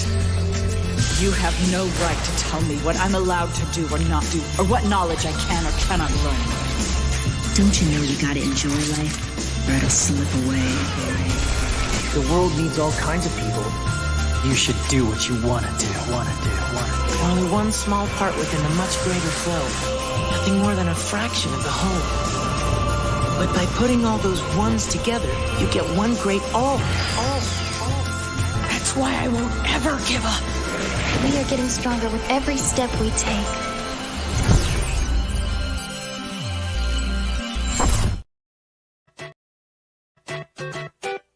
With the Mario Brothers and plumbing's a game. We're not like the others who get all the fame. If your sink is in trouble, you can call us on the double. We're faster than the others, you'll be hooked on the brother. Heroes, no capes.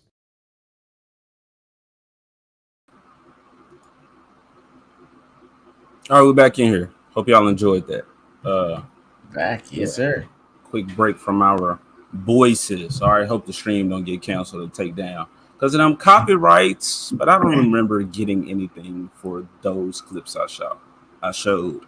But it is what it is. During that break, we had people to tune in. Sure. Keely Chow. Hey, everybody. What's up, Keely? What's going on? How you doing? Dead or alive, baby? Oh, yeah. He kicks high. She kicks high. That was physics said it. Even back then, not knowing what we know now with how games look. Well, not now, before now, when they wasn't flat. Back in the day, yeah. And with the haircut, when it was free to be women, beautiful women. That's what all the dads say right after these messages, 18 years later. Exactly. It's like Ghost in the Shell. Tsunami. God damn. We know how blessed we were during that time frame. Did not. You didn't. Free advertising should be good, but who knows? I don't know if you're still talking about us. Hootie break? Maybe for some. I didn't have time. Well, for me, I ain't gonna lie. So yeah, I would say he stepped away. So I ain't saying what happened over there, but it was quick. Whatever it was quick. It was quick. Yeah. Thank you, Buddha. All right. So the first one, all right, we get into the news. Y'all saw that James Gunn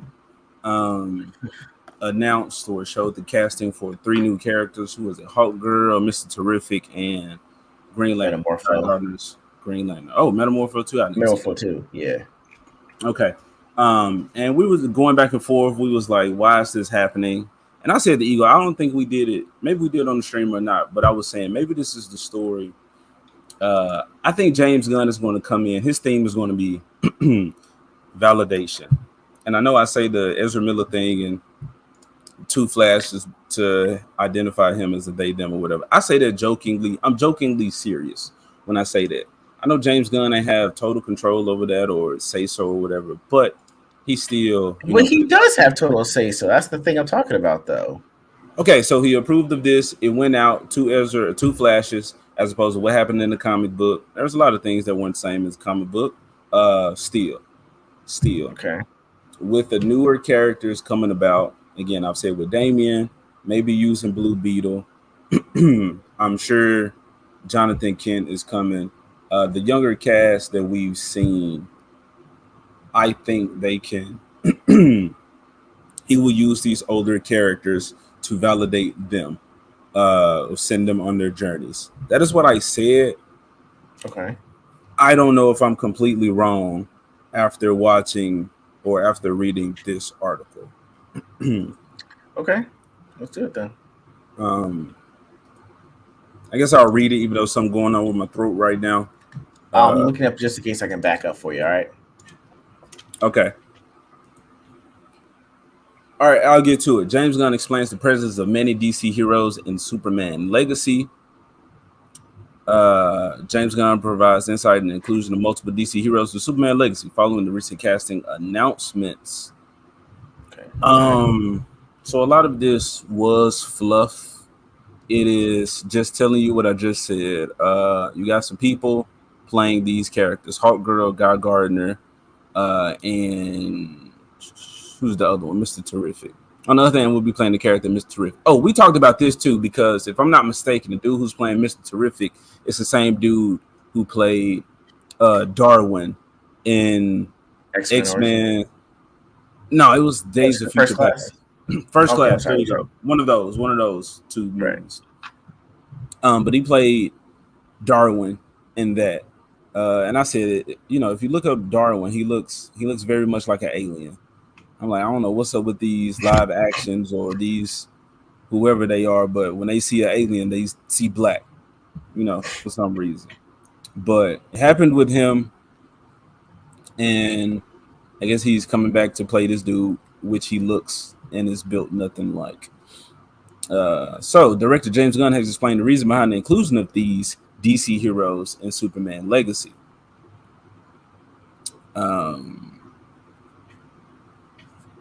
I'm just skimming through.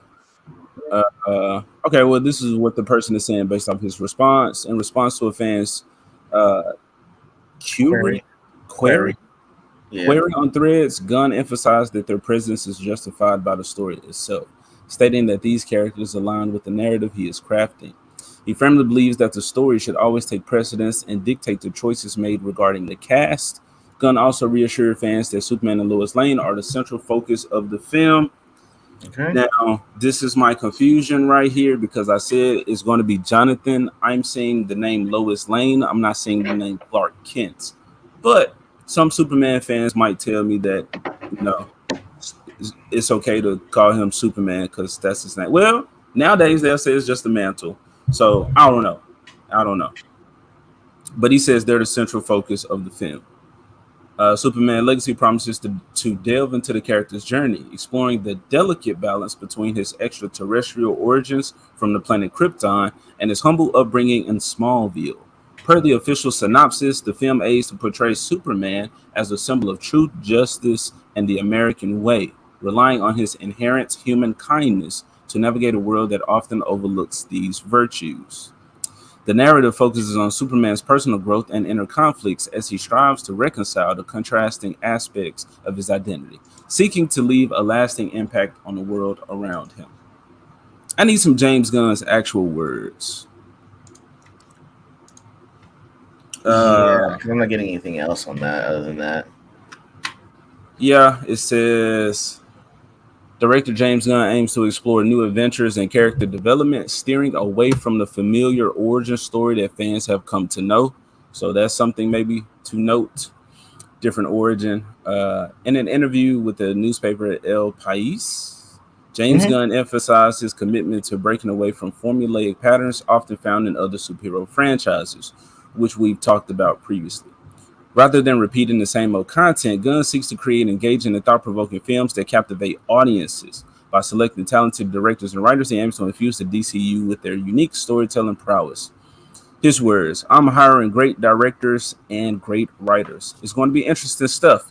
If nothing else, that's what I'd rather make. Stuff that's interesting and doesn't work than stuff that is just the same old thing that we've seen again and again. Take that how y'all want it. There you go. Why Superman Legacy would be a Jewish allegory. Ego. Mr. Tickle Drunk. Go for it. I feel validated right now. Okay. This is for me. It's for me.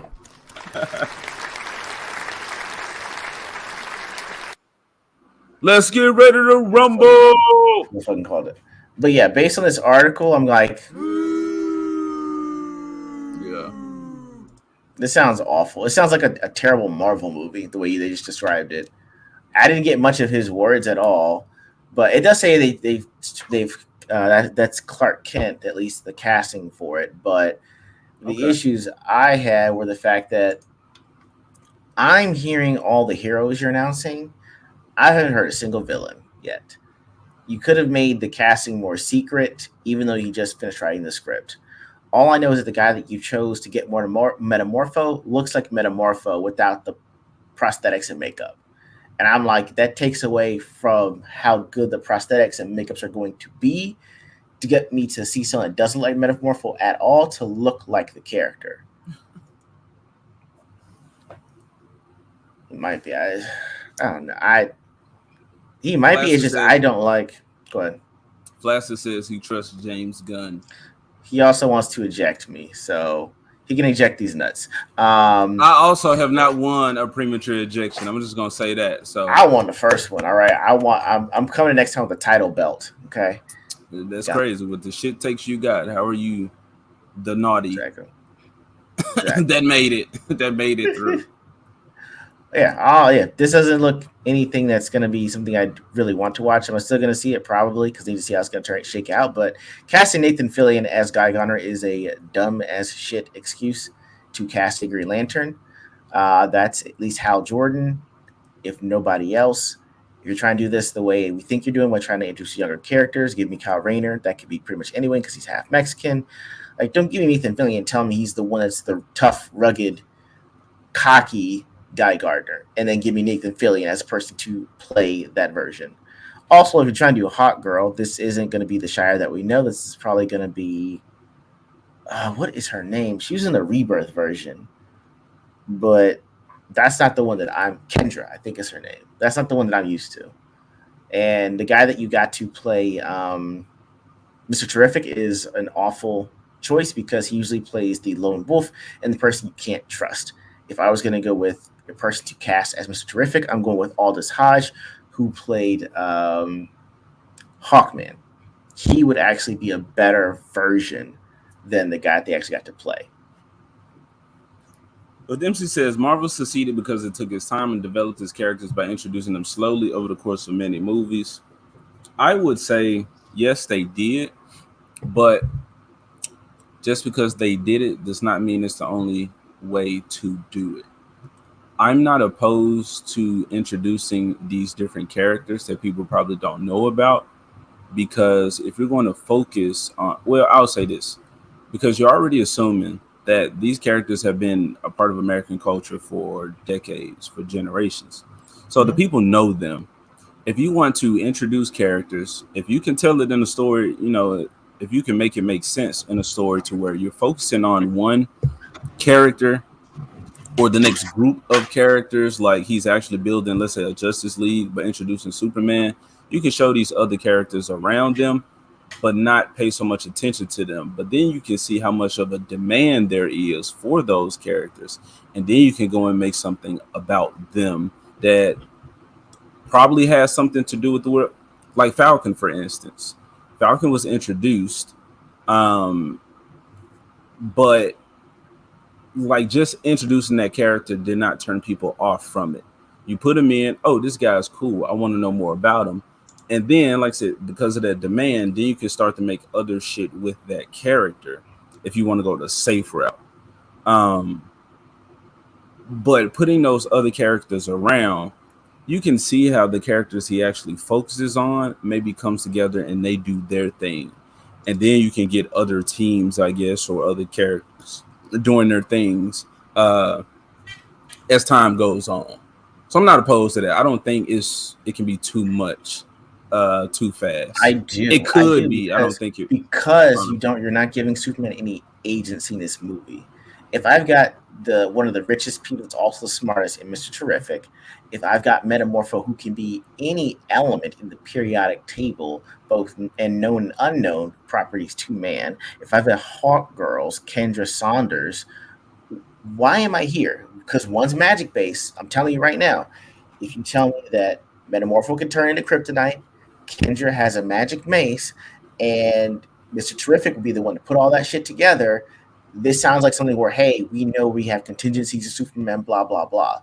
So Superman either has to rely on them, or he's actually going to have them be use ways to use himself as a deterrent if he ever goes bad. That's all that I'm thinking about when you tell me these castmates. When I say what you will about Zack Snyder's Man of Steel, but he gave Henry Cavill Superman his own agency. That when the time took for him to actually go at his own fellow man, he did it himself. This seems like it's robbing him of his own agency to be the superhero of his own story.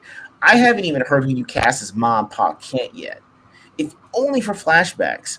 I'm hearing about B and C level characters in an A-list superhero movie, but I ain't even know who his parents are yet. Fuck out of here. You haven't even told me the villain. That's how I know you're trying to hide your hand. And I'm like, I don't want to see these other characters first. All right. I thought you was a James Gunn dick rider. It looks like Flaccid coming in all lewd. No friction with this one. Ego, you haven't even seen a trailer about the movie. He's saying this shit gonna be great. Oh, nigga, please. Nigga, please. Oh, nigga, please. Nigga, please. Hey, Flaccid been saying that everything that James Gunn spitting out of his mouth, Flaccid opening his and he catching it. Yes, we also take a live look to what they're doing with Flaccid right now.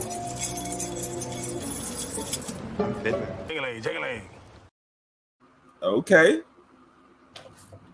Jangling the keys on Flaccid. That's all I'm saying. How would you say that's jangling the keys, though? That's just introducing characters that people might or might not know. That's just his story. I know, but it's not like fucking based off that, Flaccid already is like, I trust Gunn. I'm just like, really? Flaccid, that's all it takes? Flaccid has qualified it, though, by saying the Guardians, taking some unknowns, multiple characters, giving them enough of a story to make you care about them. What you look for, man? What you want to say? Sir, I'm not writing Zack Snyder. I didn't even say that. I said this doesn't look like it's gonna be the best. I said, at least in the Superman movie that we saw for Zack Snyder, or if you want to go back, the one that had Christopher Reeves in it, at least Superman had his own agency. He could do what he wanted. He didn't have to rely on other characters. I'm not writing Zack Snyder as hard as you're writing James Gunn a rodeo show. Sir, your 8 seconds are off. You can stop riding the bucking bronco now, okay? The horn went off. The crowd has cheered. You may stop riding James Gunn, sir. He said, no, don't throw me in the barrel. Let me ride that bull. Exactly. I said, man, no helmet, just a hat. I can't argue it. Y'all know I would. I would love to shit on this Zack Snyder movie, but I just knew to stay away from it. So I can't really fight ego on what happened in that movie as far as agency, because I could have swore I heard somebody saying that Lex Luthor was playing both of them and making them go at it. So I don't know how true it is that he got agency. Then after 10 movies or so, when they start to deal directly with Brainiac, people would care more, bring Blackest Night arc, then Darkseid. It is difficult to start smaller, build stakes. Because he was saying earlier, start with a low-level villain and go up to like Brainiac and all of those out there. That James come. I don't really care for this. But again, I just think I got to look at all the pieces and try to see what's happening. I don't think everyone says I switched sides on a debate on BBS. I didn't. I said I still liked it. I said it still has its problems. I was still willing to admit the problems. I still love the movie. I never switched sides. All I said was it had problems, but I still liked it. I switched sides. Not switch sides. I did not. Which is why I keep giving him shit, because he truly loves and can't even fucking explain why. Or when people explain why he shouldn't love it, he like, it is what it is, which I respect. I do it myself. I explain why. I tell you why. And everyone's like, no, you switched sides. He came over. I said, I did not. I just said it had problems, and there are certain things that are irritating about it. Zack Snyder was very arrogant to think that he was going to get a 3-movie deal when only signing on for 1 movie. They told him there was a plan, but he didn't sign any exclusive movie rights deal with Warner Brothers. Like, it's arrogant to think that you're going to get at least 4 shots and that you have 4 chances to impress an audience. You have to act as if each one movie is your chance to impress the audience over and over and over again. I said he was very arrogant to think that he had that, and then when Batman v Superman didn't do so well, even though it was Joss Whedon cut, like, he's crying tears now. So I said that was the issue, that there were gaps in the movie that he didn't explain, and it had problems. Doesn't change the fact that I still love the movie. That was it. Are you going to go see The Flash 2? Which one? What's about? The Flash 2 when it comes out. With who? Like, who's gonna be in Flash 2? Are you gonna is Reverse Flash finally gonna be in it, or are we going Gorilla Grodd? Are we gonna go his Rogues Gallery? I gotta know what this version's about. Don't ask me. I'm just asking. No, I need. I'm saying I need to know what's about. Who did you cast in these roles? What's the overarching theme? Are we doing pre-Flash Barry, or are we doing like I'm now the Flash and everyone knows it Barry? Are we doing Wally West? Are we doing? Is Bart going to be in there? Is Jay going to be in there? I need information before I decide to see this movie. I'm not going to blindly go see it just because it's the Flash. I need to know, like, well, hey, which version is this one? What am I getting? Ego is putting on the masterclass on writing a man or subpar to trash movies. Sir. Get on. I just told you that there was might come up on our channel with that nonsense. Get him, Ego. All I'm saying is come up on my channel saying I'm writing subpar movies. I said the movie had its issues, and I'm okay with that. But I explained that, hey, these are the issues that I have. You're right on saying this thing has an issue here, like the 18 months you did.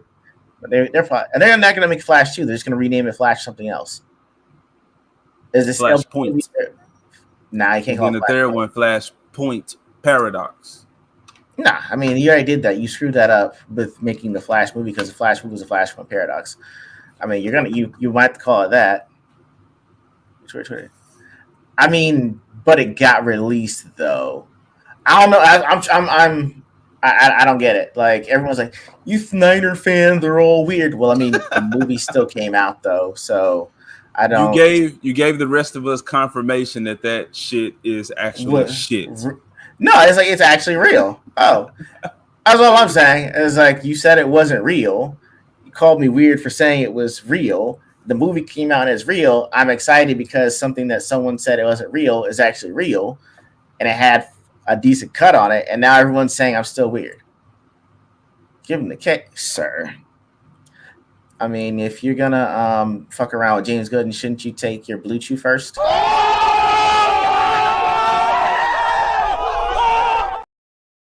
You can't play your own old clip.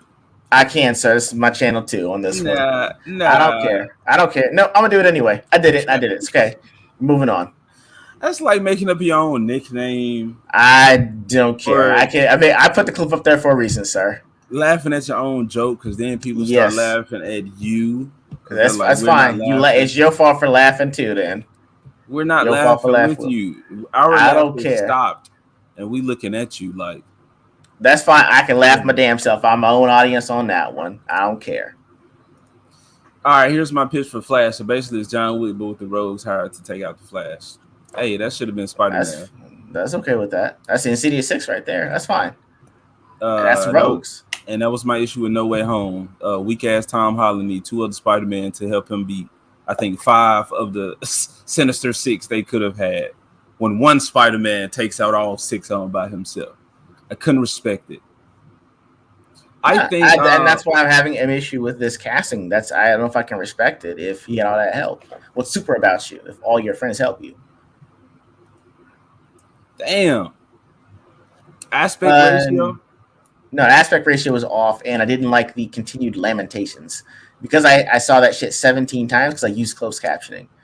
You had to use it one time in either. One time when Superman died was the only time you used the lamentation, the voice of lamentations. After that, it got annoying real fast. Mm-hmm. That's what. There's no way I'm watching a 4-hour movie in black and white. Fuck that. On the outside looking in, that's what his movies look like to me. A big ass funeral. 300 funeral, Sucker Punch with superheroes. Watchmen. Yes. Okay. Just dreadful. And maybe that's just too much of this person's style. Hold up, Flaccid. I said, what's true about Superman if all the friends you have around you are helping you? That's all I said. Damn it, I've got I'm going with hearing loss. So to be fair, okay, what? To be fair, I can understand him being Superman because Hawk Girl she got fucking Hawk wings, so they're like something's weird about her. Mr. Terrific, he's not man, he's got some machine in him, so he's not just man. And then Guy Gardner has the ring. They see the ring, they know like you from out there. You got something else. But then they see Superman and he's human doing these things. So that's why he's Superman while still having these other characters there in his universe. Sir, that is a recession like giveaway because I'm not buying it. No, thank you. No, okay. I don't know. If he is that super, they would actually want him either coming to him or they find out about him. If all these people are already around you and you have to prove how super you are, you ain't super. I'll say this. What if they give you a situation where these three heroes could not accomplish what they wanted to? And Superman has this, he's been reluctant to use his powers to be this guy. You know, he don't want to accidentally punch somebody and, you know, blow a hole through their head, just shit like that. And they just like, believe in yourself. You're Superman, like fucking Iron Giant. And then he like, I gotta bust out the big guns now. The boy soak up that sun energy. He just get the whamming on whoever the villain is. Nah. You're not liking it? No, you have to go the Bruce Timm route. Everything we meet the rest of superheroes through Superman. Hey, what? Okay, and what y'all have seen, when has Superman used frost breath? His ice breath in the movies. Didn't he use it in the Man of Steel? I don't know. I'm asking. I mean, I know. I remember that he used it in the Christopher Reeves movie, and he used it in an animated series. So he knows how to use it. It's just that everyone wanted to see the eye beams. Bro, use it. Oh, I'm sorry. I want to see him set two little henchmen on ice, and then when Hulk in that Incredible Hulk movie, when he fought Abomination, and he broke that damn police car and used them as gauntlets, I was like, wow, this shit is amazing. Why? Not that it was spectacular, but because this was a hero. Well, this was a superpowered individual being a creative, superpowered individual. And that's what I see a lot missing from these heroes. But I would hope in the James Gunn version of Superman that those things are explored. I want to see them. And you know, he probably can't, like I said, set some two fucking robbers, like encase them in ice and bowl their ass into, you know, the fucking getaway car or some shit. But the idea of it would be nice. I want to see some of that. I guess. I mean, heroes just like, oh yeah, he got it. Back him up. It's just back up. That's all they are. No, possibly. Honestly, they probably in there for like 3 seconds. I mean, well, then this is just like these are big credit scenes. Then what? All three of them team up to find Superman to ask him to join the JSU. Like, there's a big thing about it if you're making these announcements first, and we don't even know who the villain is. We don't know who Ma and Pa Kent are. We haven't even had a Jimmy Olsen. We don't know who Perry is. Like, you're not trying to do the Zack Snyder thing with how he did it, but by making him young again and trying to feel his way through the world again, it sounds like you're starting it all over. And we just did that. If James gonna tell you he give you the keys to his Neverland, I can't even set that joke up. Like, really. Show me that bonus, boy. You can get the Gunverse. That's all I see. The shit we was talking about with Wonka and ushering in the little kid in his little Neverland, that's you with James Gunn. Exactly. That's fine. That's actually me though, because I've been praising the shit out of everything he's been saying so far. And I don't even care about these characters. So he getting a 2-for-1 special with us. He bought us on Tuesday. Oh shit! I'll tell you, I'm more Greek than you, but that mindset that might sound like an invitation to give me one in the brown eye. Hey man, stop being gay. Don't come here. What are you Flaccid gay? came here. Flaccid came here with all this sparkly energy. We was talking about Willy Wonka and it wasn't even gay. We kept it manly. Except y'all with the little kids shit, fucking degenerates. Extended cut of the first movie, I think. Yeah. Confirmation that it was more trash to be seen. Confirmation that you should just let it die. Give up on this. Redo. Just start over. Not keep going. A polished turd is not worth investing in. Okay. There you go. Teach them to be men. Henry Cavill came back from the dead and used it on Stephen Wolf. Ice breath. Oh, okay. For a deleted scene. Must have been. I don't know. No, I thought you just said that. Or deleted. Boy lovers still beat the Persians. All right, Damn. weirdos. He is also used in the Justice League. He also used it in the Justice League. Okay. I just want to know how though, because one of your complaints was when that it was when Stephen had the axe and he not impressed, blew it off and broke the axe. Because it was ice. No, it's just he froze it. It was like, I'm not impressed. He tried to hit somebody else and then it hit Superman on the shoulder. He's like, I'm not impressed, and then broke the axe that he blew on and froze up.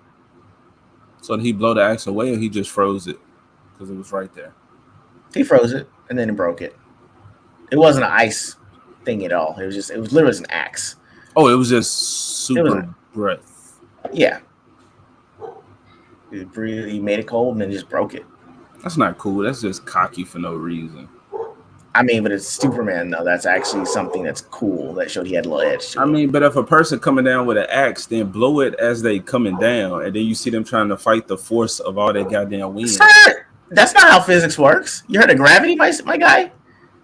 You heard of superpowers, my guy? Sir, no, we're not about to do this. You can't cut through the super breath. You can't cut through Superman's super breath. He's not strong enough to fight that wind. That wind. Sir, if it's concentrated at the axe is going to get more weight with gravity. It's more force. I'm not saying the ice breath. I'm saying just simple super breath. Him blowing it away. No, you want it's my ice. I said ice breath, but now I know that was ice breath. But now you're saying he just blew ice on an axe that was already on him. So Stephen was about to hit Cyborg with it, and then Superman steps in and takes the hit. He's like, I'm not impressed. And then why save you? Okay, bro, you just say you lost the argument. Just let it go. What really an argument? This is I gotta see it. I still got problems. Force me to blow you. Yeah, I'm like, do I even be saying this shit, or you just know we gonna read it? So then you get to hear me say it. You do. I think it's part of both. I don't think you said, force me to blow you. Okay. Cocky because he assuming if anyone deserves to have confidence, it would be Kal-El. I feel you, but execute it better. You let this man. I think even you said it before. The way you show strength is not have a super strong dude punch somebody and they don't move. You do shit like I was just saying with the Hulk smashing the fucking car and using it as gauntlets. You have to be strong to accomplish this. And there it is. And not there it is. The Hulk stand comes out of AJ. Okay. Maybe. I knew it. I was wondering where you was trying to go. This guy. The Hulk clapping away fucking oil spill on set on fire. Away. Is power. Okay, that shows power. Even in the garbage ass She-Hulk, when she was doing the thing and he was like, I feel that wind.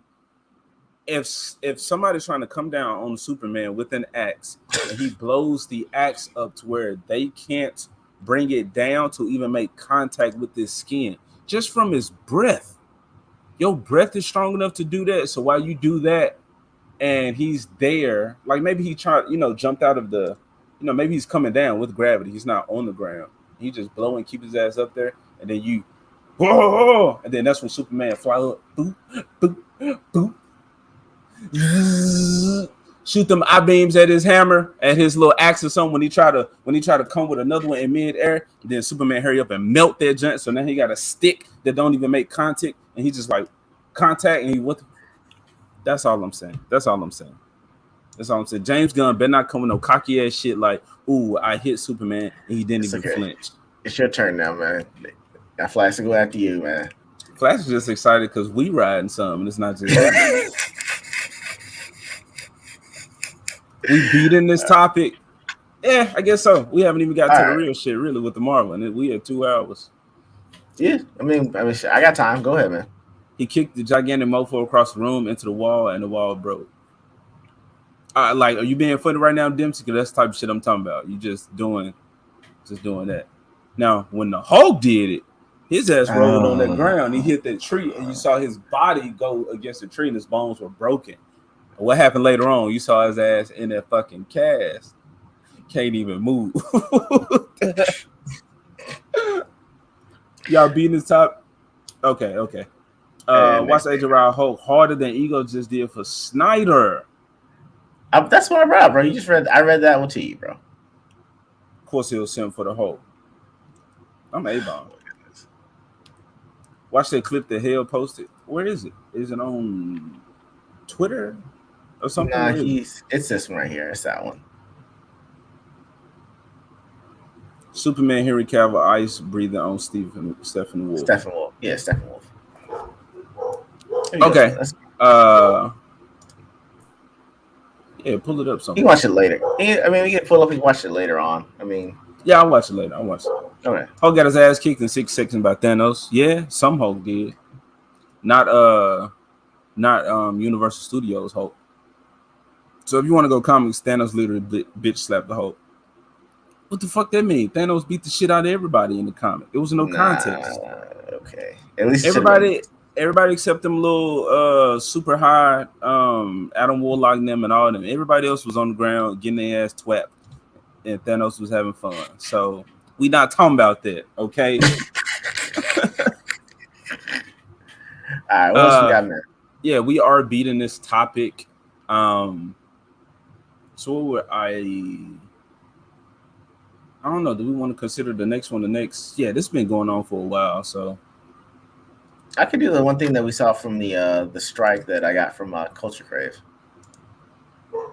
Some strike stuff. So we got the Secret Invasion talk. Do we care to have that conversation? I said we could a few minutes on and just go on to the next till I stop. That's not a few minutes, bro. Because me and you was going back and forth on that one. All right, things we were saying, how they were handled. It's a solid 15 then. Worth the talk. 15 minutes. Yeah.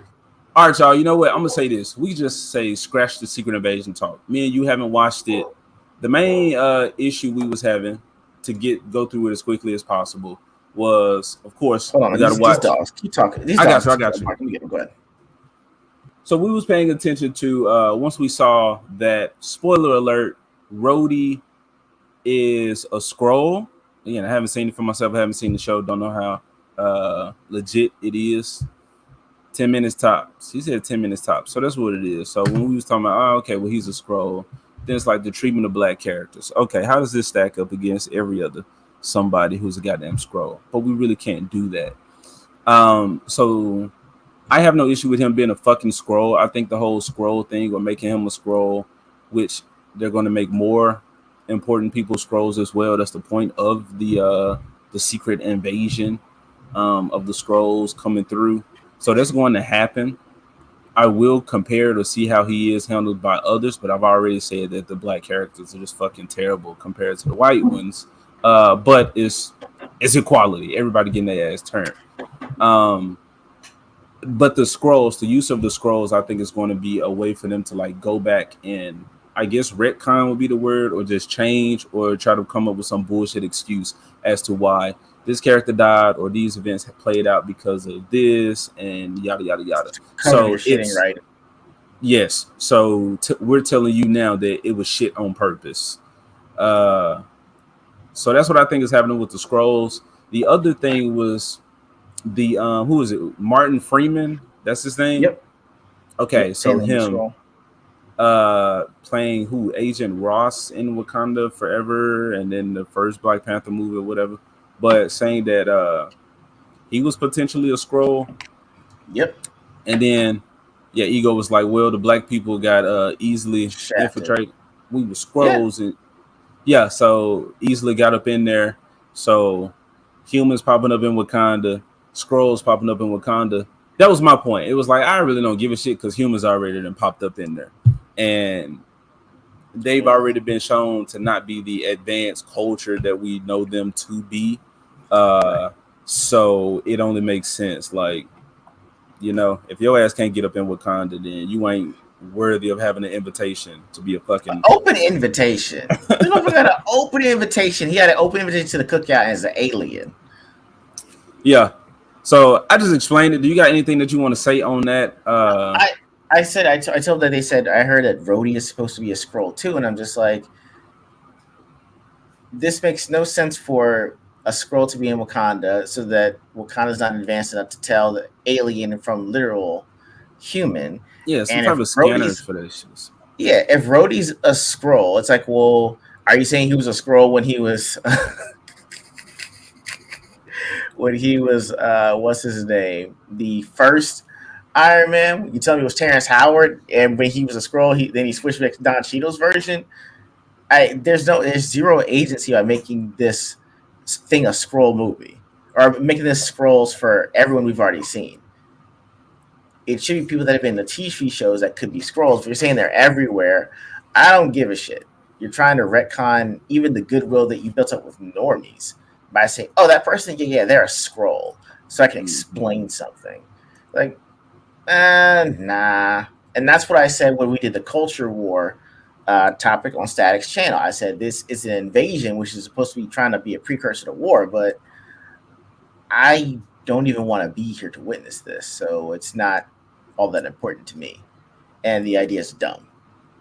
Like, I understand the tactic of let them have it, and while they're happy over their spoils of war, then you're doing something else over here. I'd blow the shit up that's mine because I have the culture that you want. You don't have a culture. That's all I'm saying. You're trying to infiltrate. It's a Trojan horse, and you're trying to infiltrate and be like, and try so you can try to take it over and then force me out. I just as assume to blow my own shit up and say, have fun with that shit because I'm the culture. I can build this myself and then go someplace else and do that. We talked about parallel economies when we were talking about the culture. When I said you have something that's parallel, if they indefinitely go on, they don't intersect. They do not clash. They do not compete. It's parallel for a reason. The comparison makes sense, but what does that even look like? You blowing your own shit up. If you ever try to hijack my own shit, it looks like this. I told you we saw Little House on the Prairie.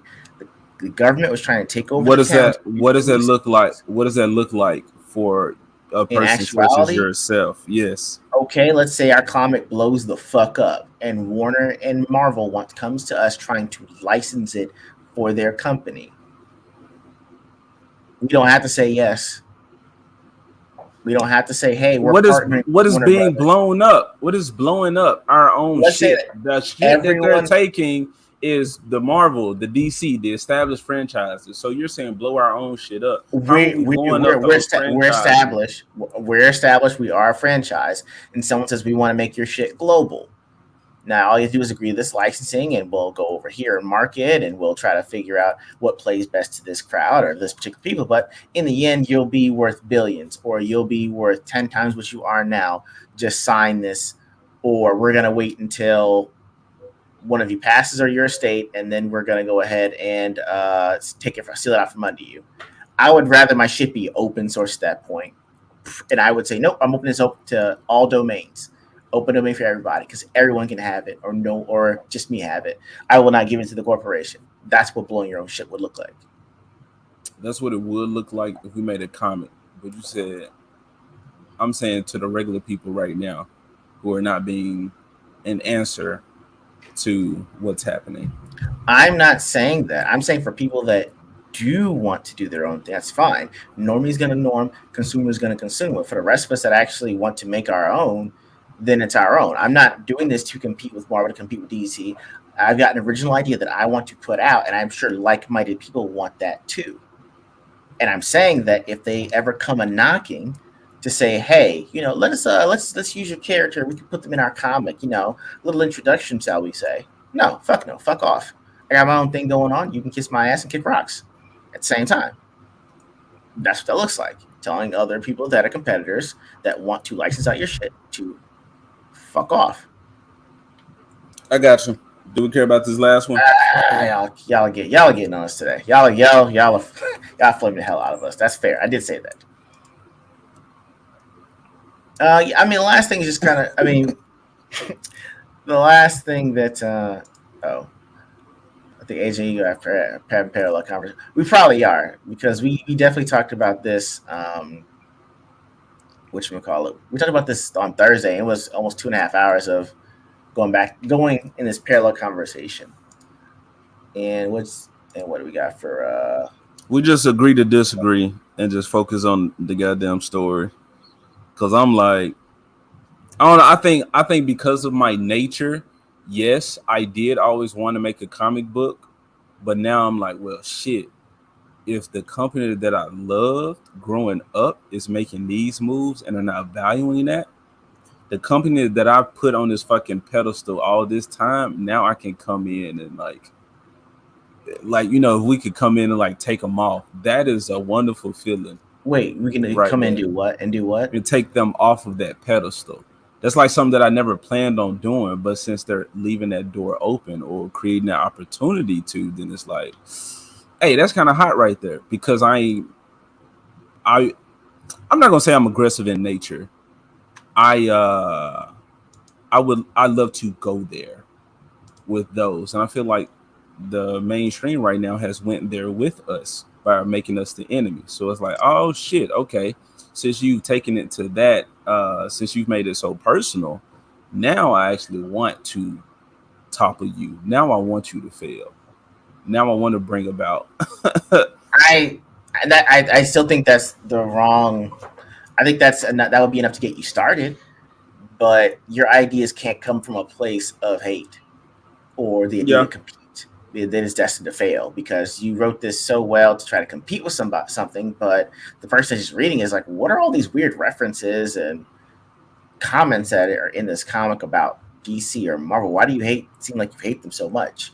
You wrote something to hate rather than something to, show off your writing prowess, your art, the ability to talk about multiple topics that have deeper meaning. The fact that it's for a wide range of ages, like you threw all that out to just piss off your competitor because you're trying to be better than them. That's not the way to do it. Like this. Would Eagle let Ripper in the door? If it were my own thing, no. If you ask me to consult for a character that they have a concept for and they want me to help flush it out and build a lore around it, that's fine because I know that's Rippa's thing. If we make something it's our thing, if you're saying, hey, Rippaverse says we'll let you have a booth at Rippacon, okay, cool, because you're helping me put on my own thing. You're not directly putting your name on something that's mine and then distributing it out under your name. It's separate. See what I'm saying? Mm-hmm. That would be the way I'd go about it, especially if it's mine. I still want my own. I'd rather have my own agency in something. That's all. Someone who doesn't have their own agency in something. You guys seen that Flash trailer? Yeah. It looks good. It looks awful. Awesome. Yeah. You think it looks awful? Really? No, I misspoke. I think it looks awesome. I thought it was funny. I enjoyed it. All right, we will transition over to the other side. Trying to speak slowly, see what they sound like. We kind of went through that. I don't know. I guess we really don't care about Secret Invasion shit. Do you want to talk about the last topic, man? We're at 2 hours. Yeah, I think it's just real quick. There is a major delay of what's going on my computer right now. I don't know what's happening. Shout outs to Culture Crave about this because we're checking this out because of the WGA worker stoppage too. And they posted this. Damn, this thing is slow. Is this the last topic you talking about? Because I was talking about the goddamn gargoyles. Oh yeah, we can do gargoyles then. Screw that. Nah, go for that. Pull up. That's some real information. Gargs. So you're not pulling it up? No, let's go to gargoyles, bro. That's fine. Yeah, that's fine. All right, chat. Y'all let me know. Y'all care to hear about this? Basically it's a gargoyles live action. Yeah. Either got gargoyles or AI sign-offs. I think gargoyles might win out. Oh, by the way, I will say this. I found this out yesterday. So I heard that UPS might go on a strike at the end of this month. So if y'all get package delays around August and stuff, like that might be the reason why. So whatever shit y'all got sitting in your carts, buy that shit now because it might get real hairy beginning of next month. Speaking of packages, though, I think I got an email that Drunk 3PO's book, Achromatic Chronicles, it had shipped. So I gotta go check my mailbox. But I saw some people on I think on Twitter asking, do we or just showing the book. So I mean, there you go. That's coming out. It came out in good time too. So there's that. I'm interested to read it. I think it's like a younger person's book. Is mostly for YA, young adults. Yeah. I'm gonna say that's the target audience. But it'll be something to check out. I got a lot of goddamn books to read around here. That's fine. We might have to make. Are we going to do the poll? Or just gonna jump into gargoyles? I'm doing a poll. That's fine. I didn't mean the union strikes. I meant like it was gargoyles or about the not the writer strikes, but it's something that they were trying to include with the studios. But we can do both, I guess. We'll just jump into gargoyles first. Well, the gargoyles. Okay, so that's the point of. Yeah, we don't have to do the poll. The gargoyles is not really too. I was in the middle of it, but it's fuck it. Just not really important. We can just talk about the point of the gargoyles was to kind of see what people's thoughts are on it. I'm going, stop it. He's telling me I'm saying these things, and I'm just reading them, just confirming this shit. Like he can see the future. Like, yep, he did say it. Whether I made him say it or not, he still said it. What do y'all feel about a live action Gargoyles remake? I think some people probably don't even know what the Gargoyles are, but that as well as what is something, maybe a Disney property or 90s entertainment, 90s cartoon that you would love to see live action. Does it have to be live action though? I'm trying to think of some example. Chipmunks. The Chipmunks came in my mind because I was talking about the Turtles. Because we was talking about the Turtles, and then I realized that Simon from the Chipmunks with the glasses, the nerd one. Okay, that's a trope that I enjoy. Okay, he was the tallest one. So the fact that they're making Donnie tall in this one, when I saw him compared to Raph, the one with the red, I think he was slightly taller. And I was like, you know what? The tall, skinny, nerdy guy, I like that.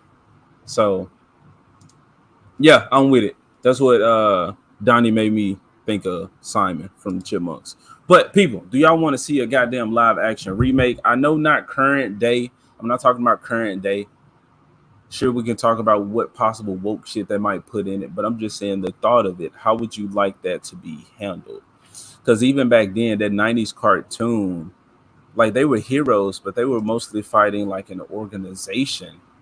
Like for what I remember, I was super young still when Gargoyles was like. I never saw Gargoyles, man. I've never seen it before. I remember little soldier dudes with their like laser weapons, and what's her name? I don't even know. Goliath is his wife, his little honey, but she was like evil at some point. And then she was on or maybe she was just siding with somebody else. I got to go back and watch it. When I had Disney Plus, that was on my list. But no, didn't happen. I'll watch it somehow. Yeah, I'm C4C. I wouldn't lie. Same reasons. Me and my mom heard Damn. Gargoyles. She's like, she shut it down all the way. I was never allowed to watch that show. Is it cut? Why? Because like I can see why, but yeah, because they're demons, and then at the end of the day, turn back into stone. She's like, no, we're not watching that. Turn that off. Turn something else. Turn on Bible Man or Gerbert. Some shit on PBS. I'm saying. Hey, I loved my PBS, bro. I had a block of just cartoons of great entertainment to watch as a kid. The mornings off of this, before noon, afternoon, and then at night, this shit I'm gonna sneak and watch. Exactly. I gotta go. Y'all have a good one. Peace, Jacob Ironside. Did I say that, bro? You did. Yes, you did. Somebody made a skit about like rap culture saying some of the just gayest shit ever, but saying it like, being hard at the same time. Moral or hilarious.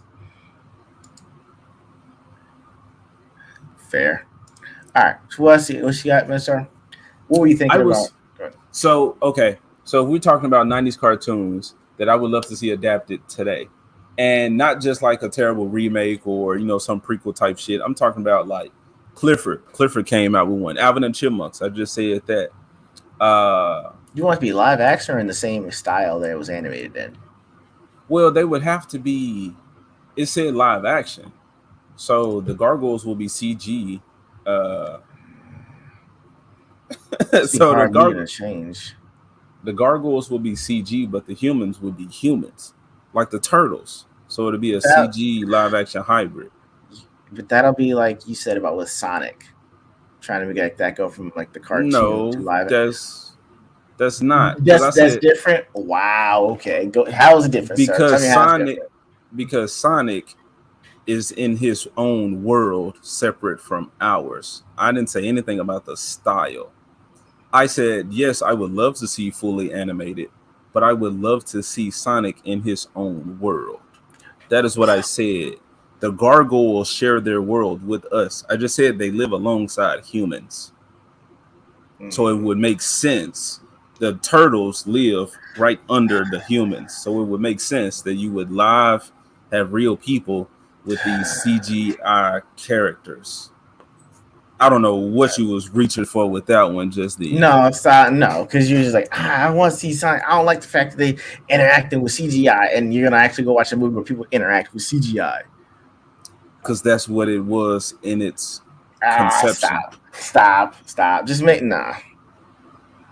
So there you go. Use prosthetics and natural makeup and prosthetics. Go back to the old style. Make it like that. I do not want to see a CGI gargoyle.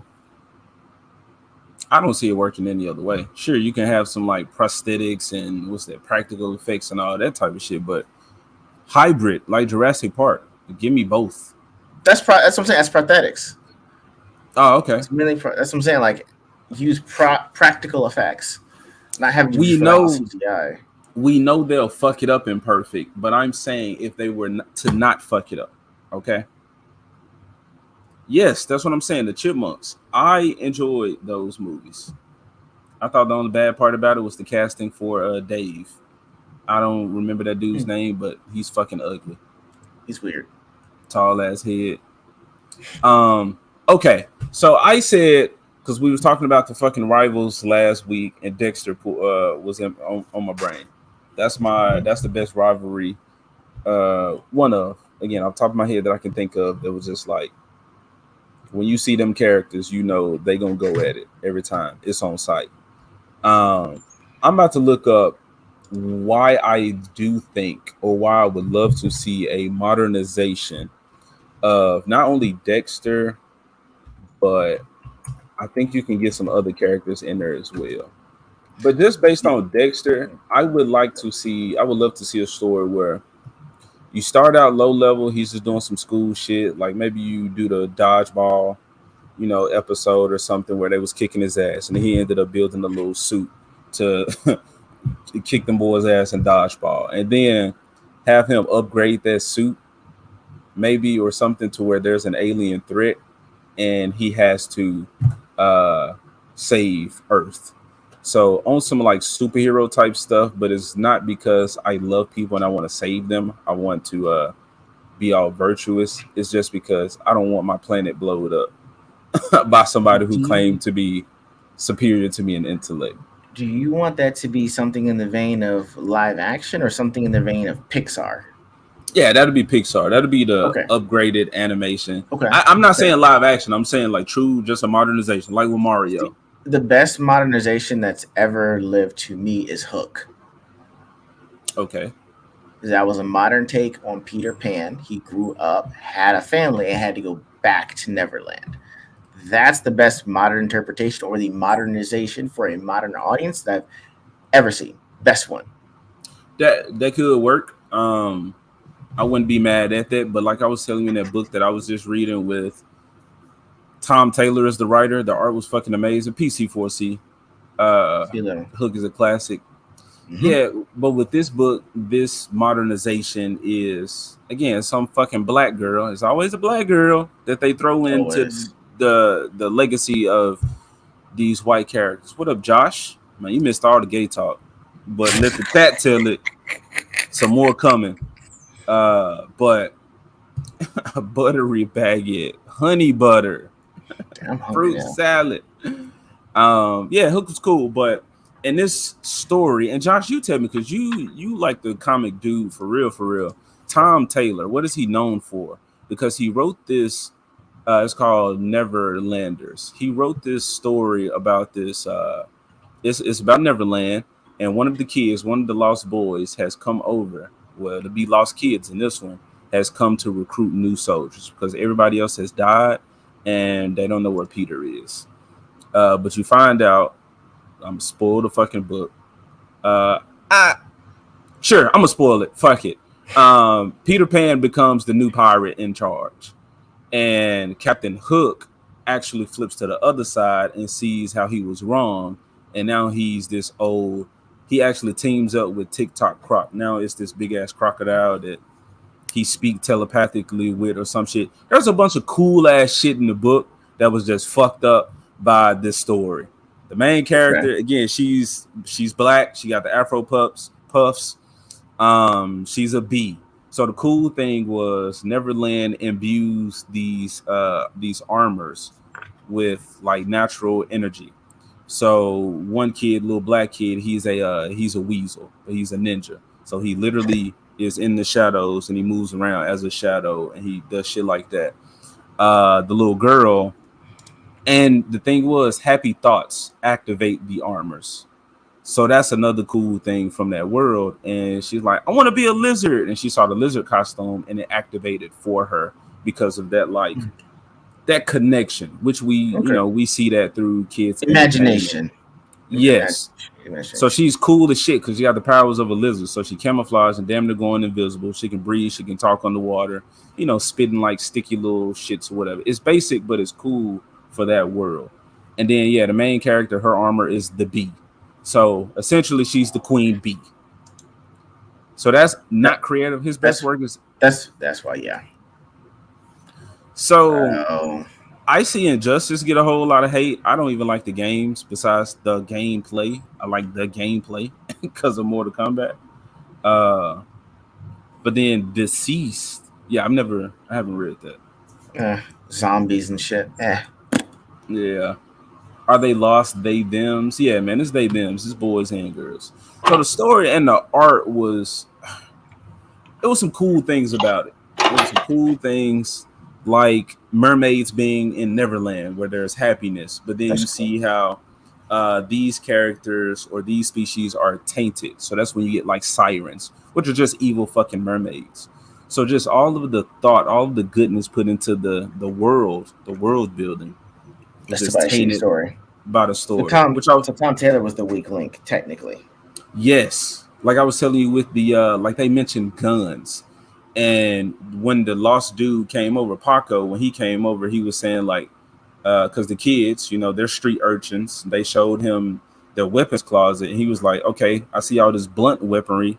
Where's the guns? Where's the ammunitions?" And they was like, "Ooh, no, we don't do that over here. We don't talk about guns. Guns are bad." And some member had an issue with gun violence, so they talk about that. And their tactic of the kids was to go to where the pirates were, and okay, John Kent Superman. So their thing was to take all the weapons from the pirates. So it was basically guns are bad. Gun confiscation. Yeah. So I'm like, too much of that shit was in the story. Why did I say all that? Bad adaptation. Terrible modernization of the story. You continuing forward, but you're fucking up what's already happened. Kind of like an Indiana Jones. I see y'all bitching about that. So there's a lot of that going on. Okay. I brought up Dexter, and I'm going to check out this trailer. Now, I haven't seen this trailer in umpteenth years, okay? In human years. Go on. Oh, Jesus Christ. Go ahead, sir. This is what I would consider the modernization of these cartoons, this franchise. And I mentioned it before to you guys, and a lot of you haven't seen it, don't know about this. Maybe we're risking another copyright, but it's been so long ago that maybe they don't care.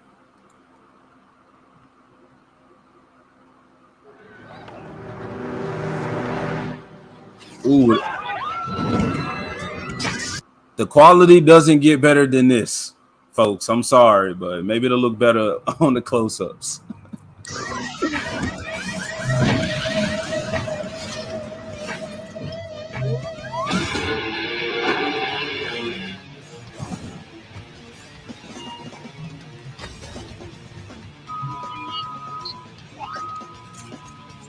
Okay.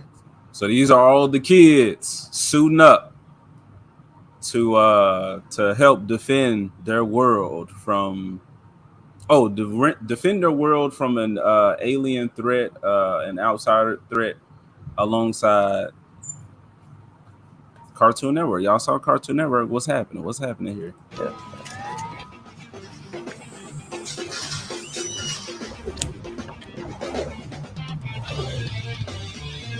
Pretty cool.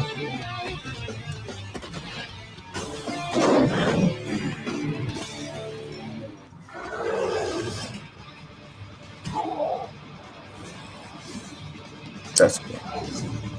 So that wasn't real Dexter. They've created a way to put these characters like consciousness into like a mini little slave. Okay.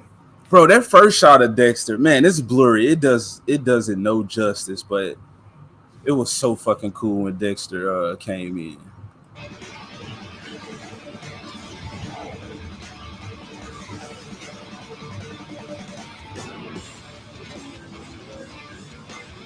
That's pretty cool. Okay, again, it's blurry, but that's Dexter. Okay, so he grew. Yeah. He's still short. Damn, man, god damn, this quality. Samurai Jack, Ben 10. That's number 5. 2 and 5.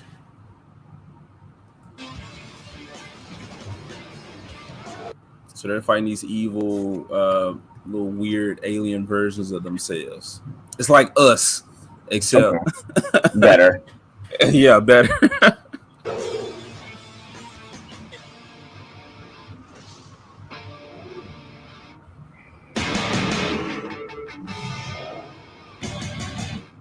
That'd be awesome. That's the Fusion Fall. Okay. So you want something like that? I think what people think Mario is going to do for Nintendo and create this universe, I think Cartoon Network could do that in that same style. That right there. So, yes, I think a Cartoon Network like universe that they built up to somehow, like maybe do it on HBO. That would be the platform to do it on. Or it makes sense. Use it. Yeah, like I was saying, Marvel missed the opportunity to really pump out these like shows that are worth a damn of watching. DC could do that with the Cartoon Network stuff and put it on HBO.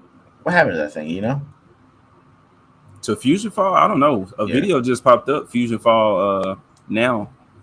Okay. 4 months ago. So I don't know what the fuck they're doing with it. So yeah, to see something like that, but then you give, and it's kind of the same shit for the Disney's Mirrorverse thing, where the heroes and the villains are teaming up together because this other, the enemy of my enemy is my friend shit. Yeah.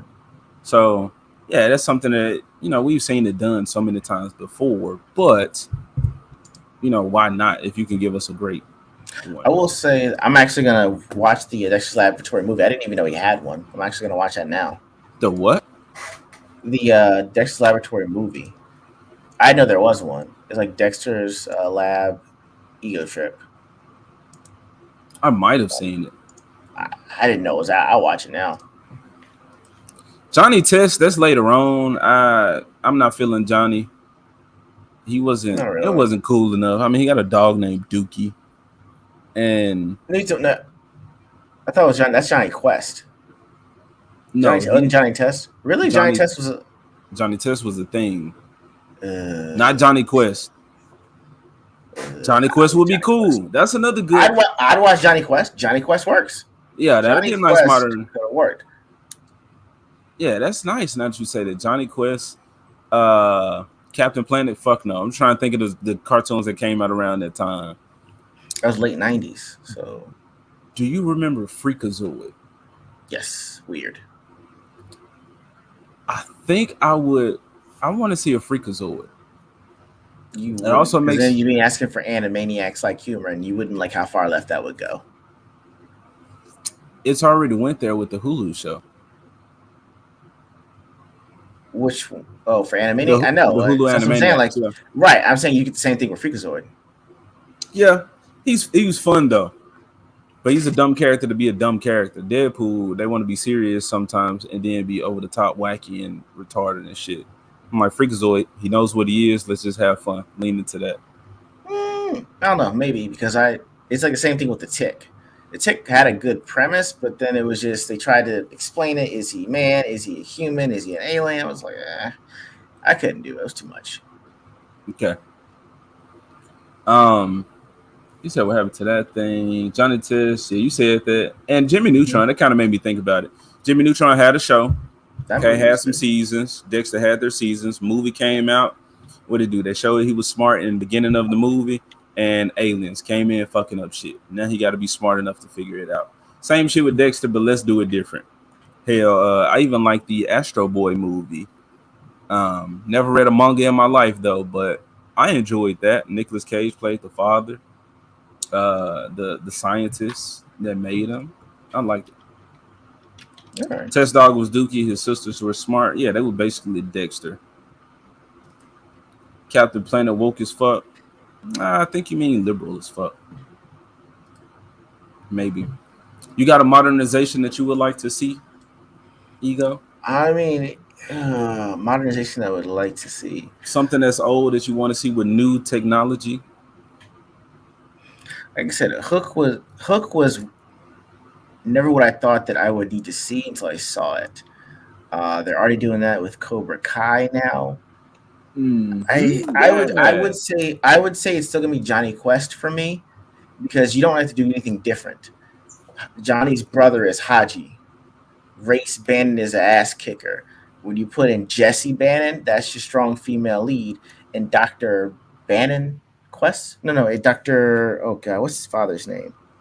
I don't know. But at least Johnny Quest's father was the doctor. So they went around the world on all these adventures. It wrote itself. It had a little bandit, as the little bulldog with the black thing across his face like a bandit. I actually would have loved to have seen a Johnny Quest movie. It technically could have been what you thought Spy Kids was going to become anyway. You know what I'm saying? That's why Spy Kids is always meh for me because I'm like, yo, that's Johnny Quest. All right, this is Johnny Quest. That's all. Love Spy Kids. I know that's weird, but yeah, I would say Johnny Quest would have made it for me.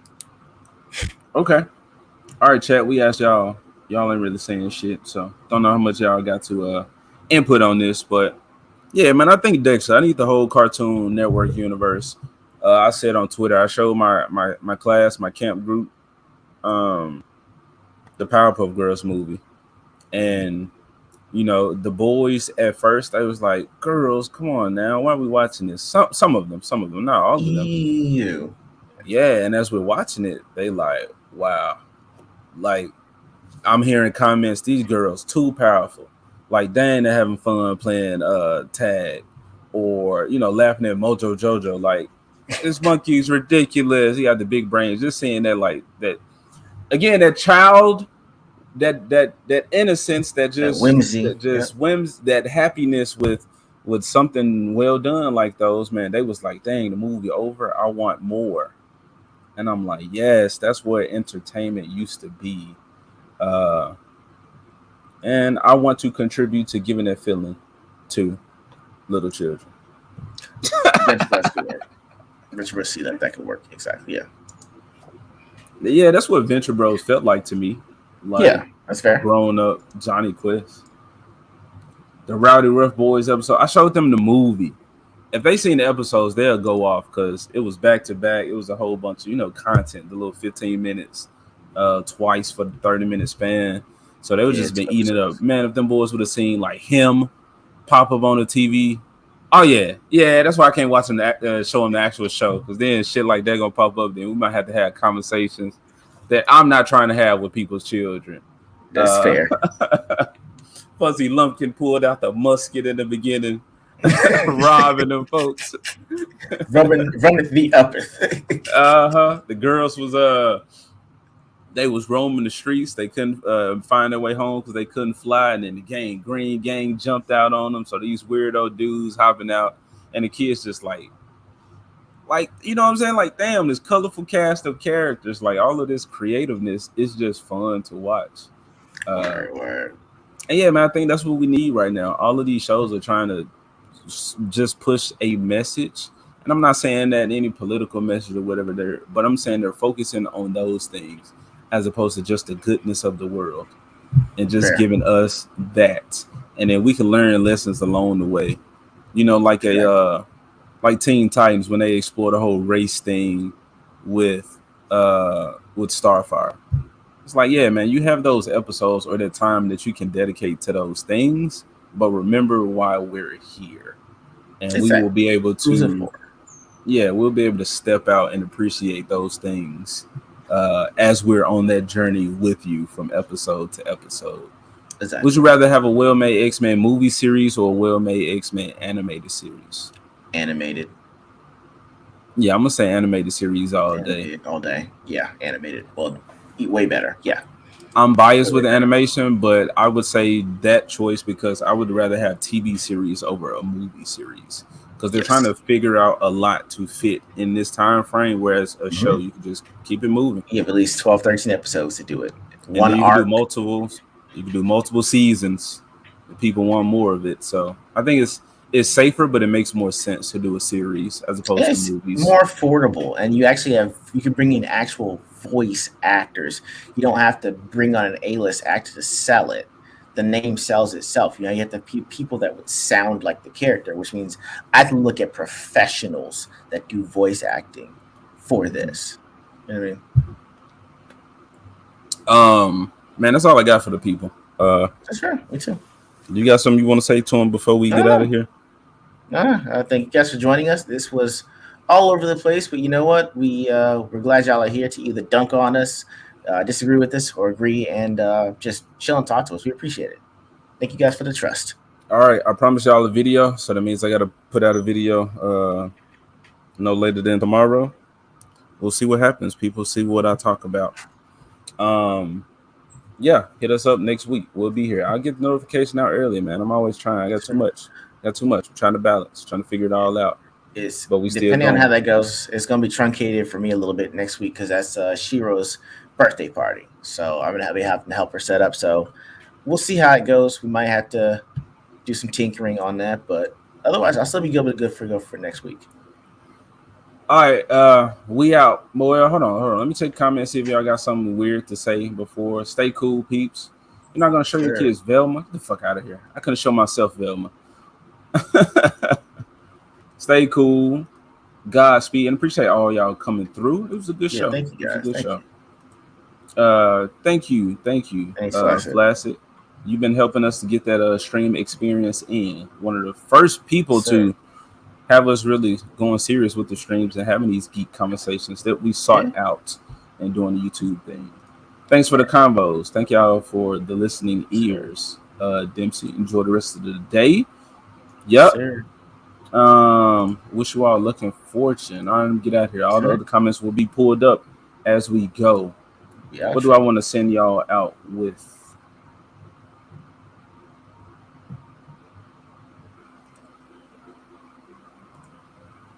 We out. Yeah.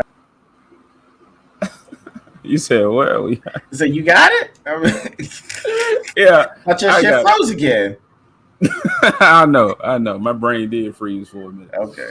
Thinking, just looking at it. What do I want to play? But I got it. All right. Peace, people. All right. First day? Sheep in the big cafeteria.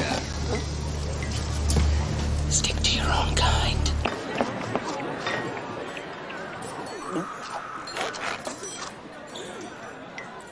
Check it out, boo-boo.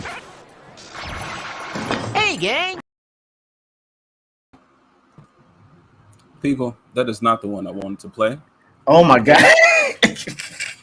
I want to see y'all out grooving, okay? You're having a heat stroke, bro. It's having a heat stroke live on camera. I am, but we're going to get it right, okay? I wanted to send y'all out grooving. So this is what I got for you. All right? Catch y'all next week, 10:45 Central Standard Time, unless Peyosi time comes into play. Or my man's egos mic don't give way. All right, I'm gonna stop it right there. I'm having too much. You know what? So that's that was some fire lines. I'll give you this one. Oh, there you go. There you Give go. it to me. This guy. Jern all over me. That's for y'all, chat. All right, peace. We about to have fun. We about to groove on out of here.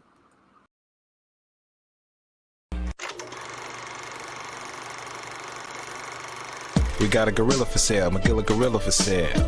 We got a gorilla for sale, McGilla gorilla for sale. We got a gorilla for sale, McGilla gorilla for sale.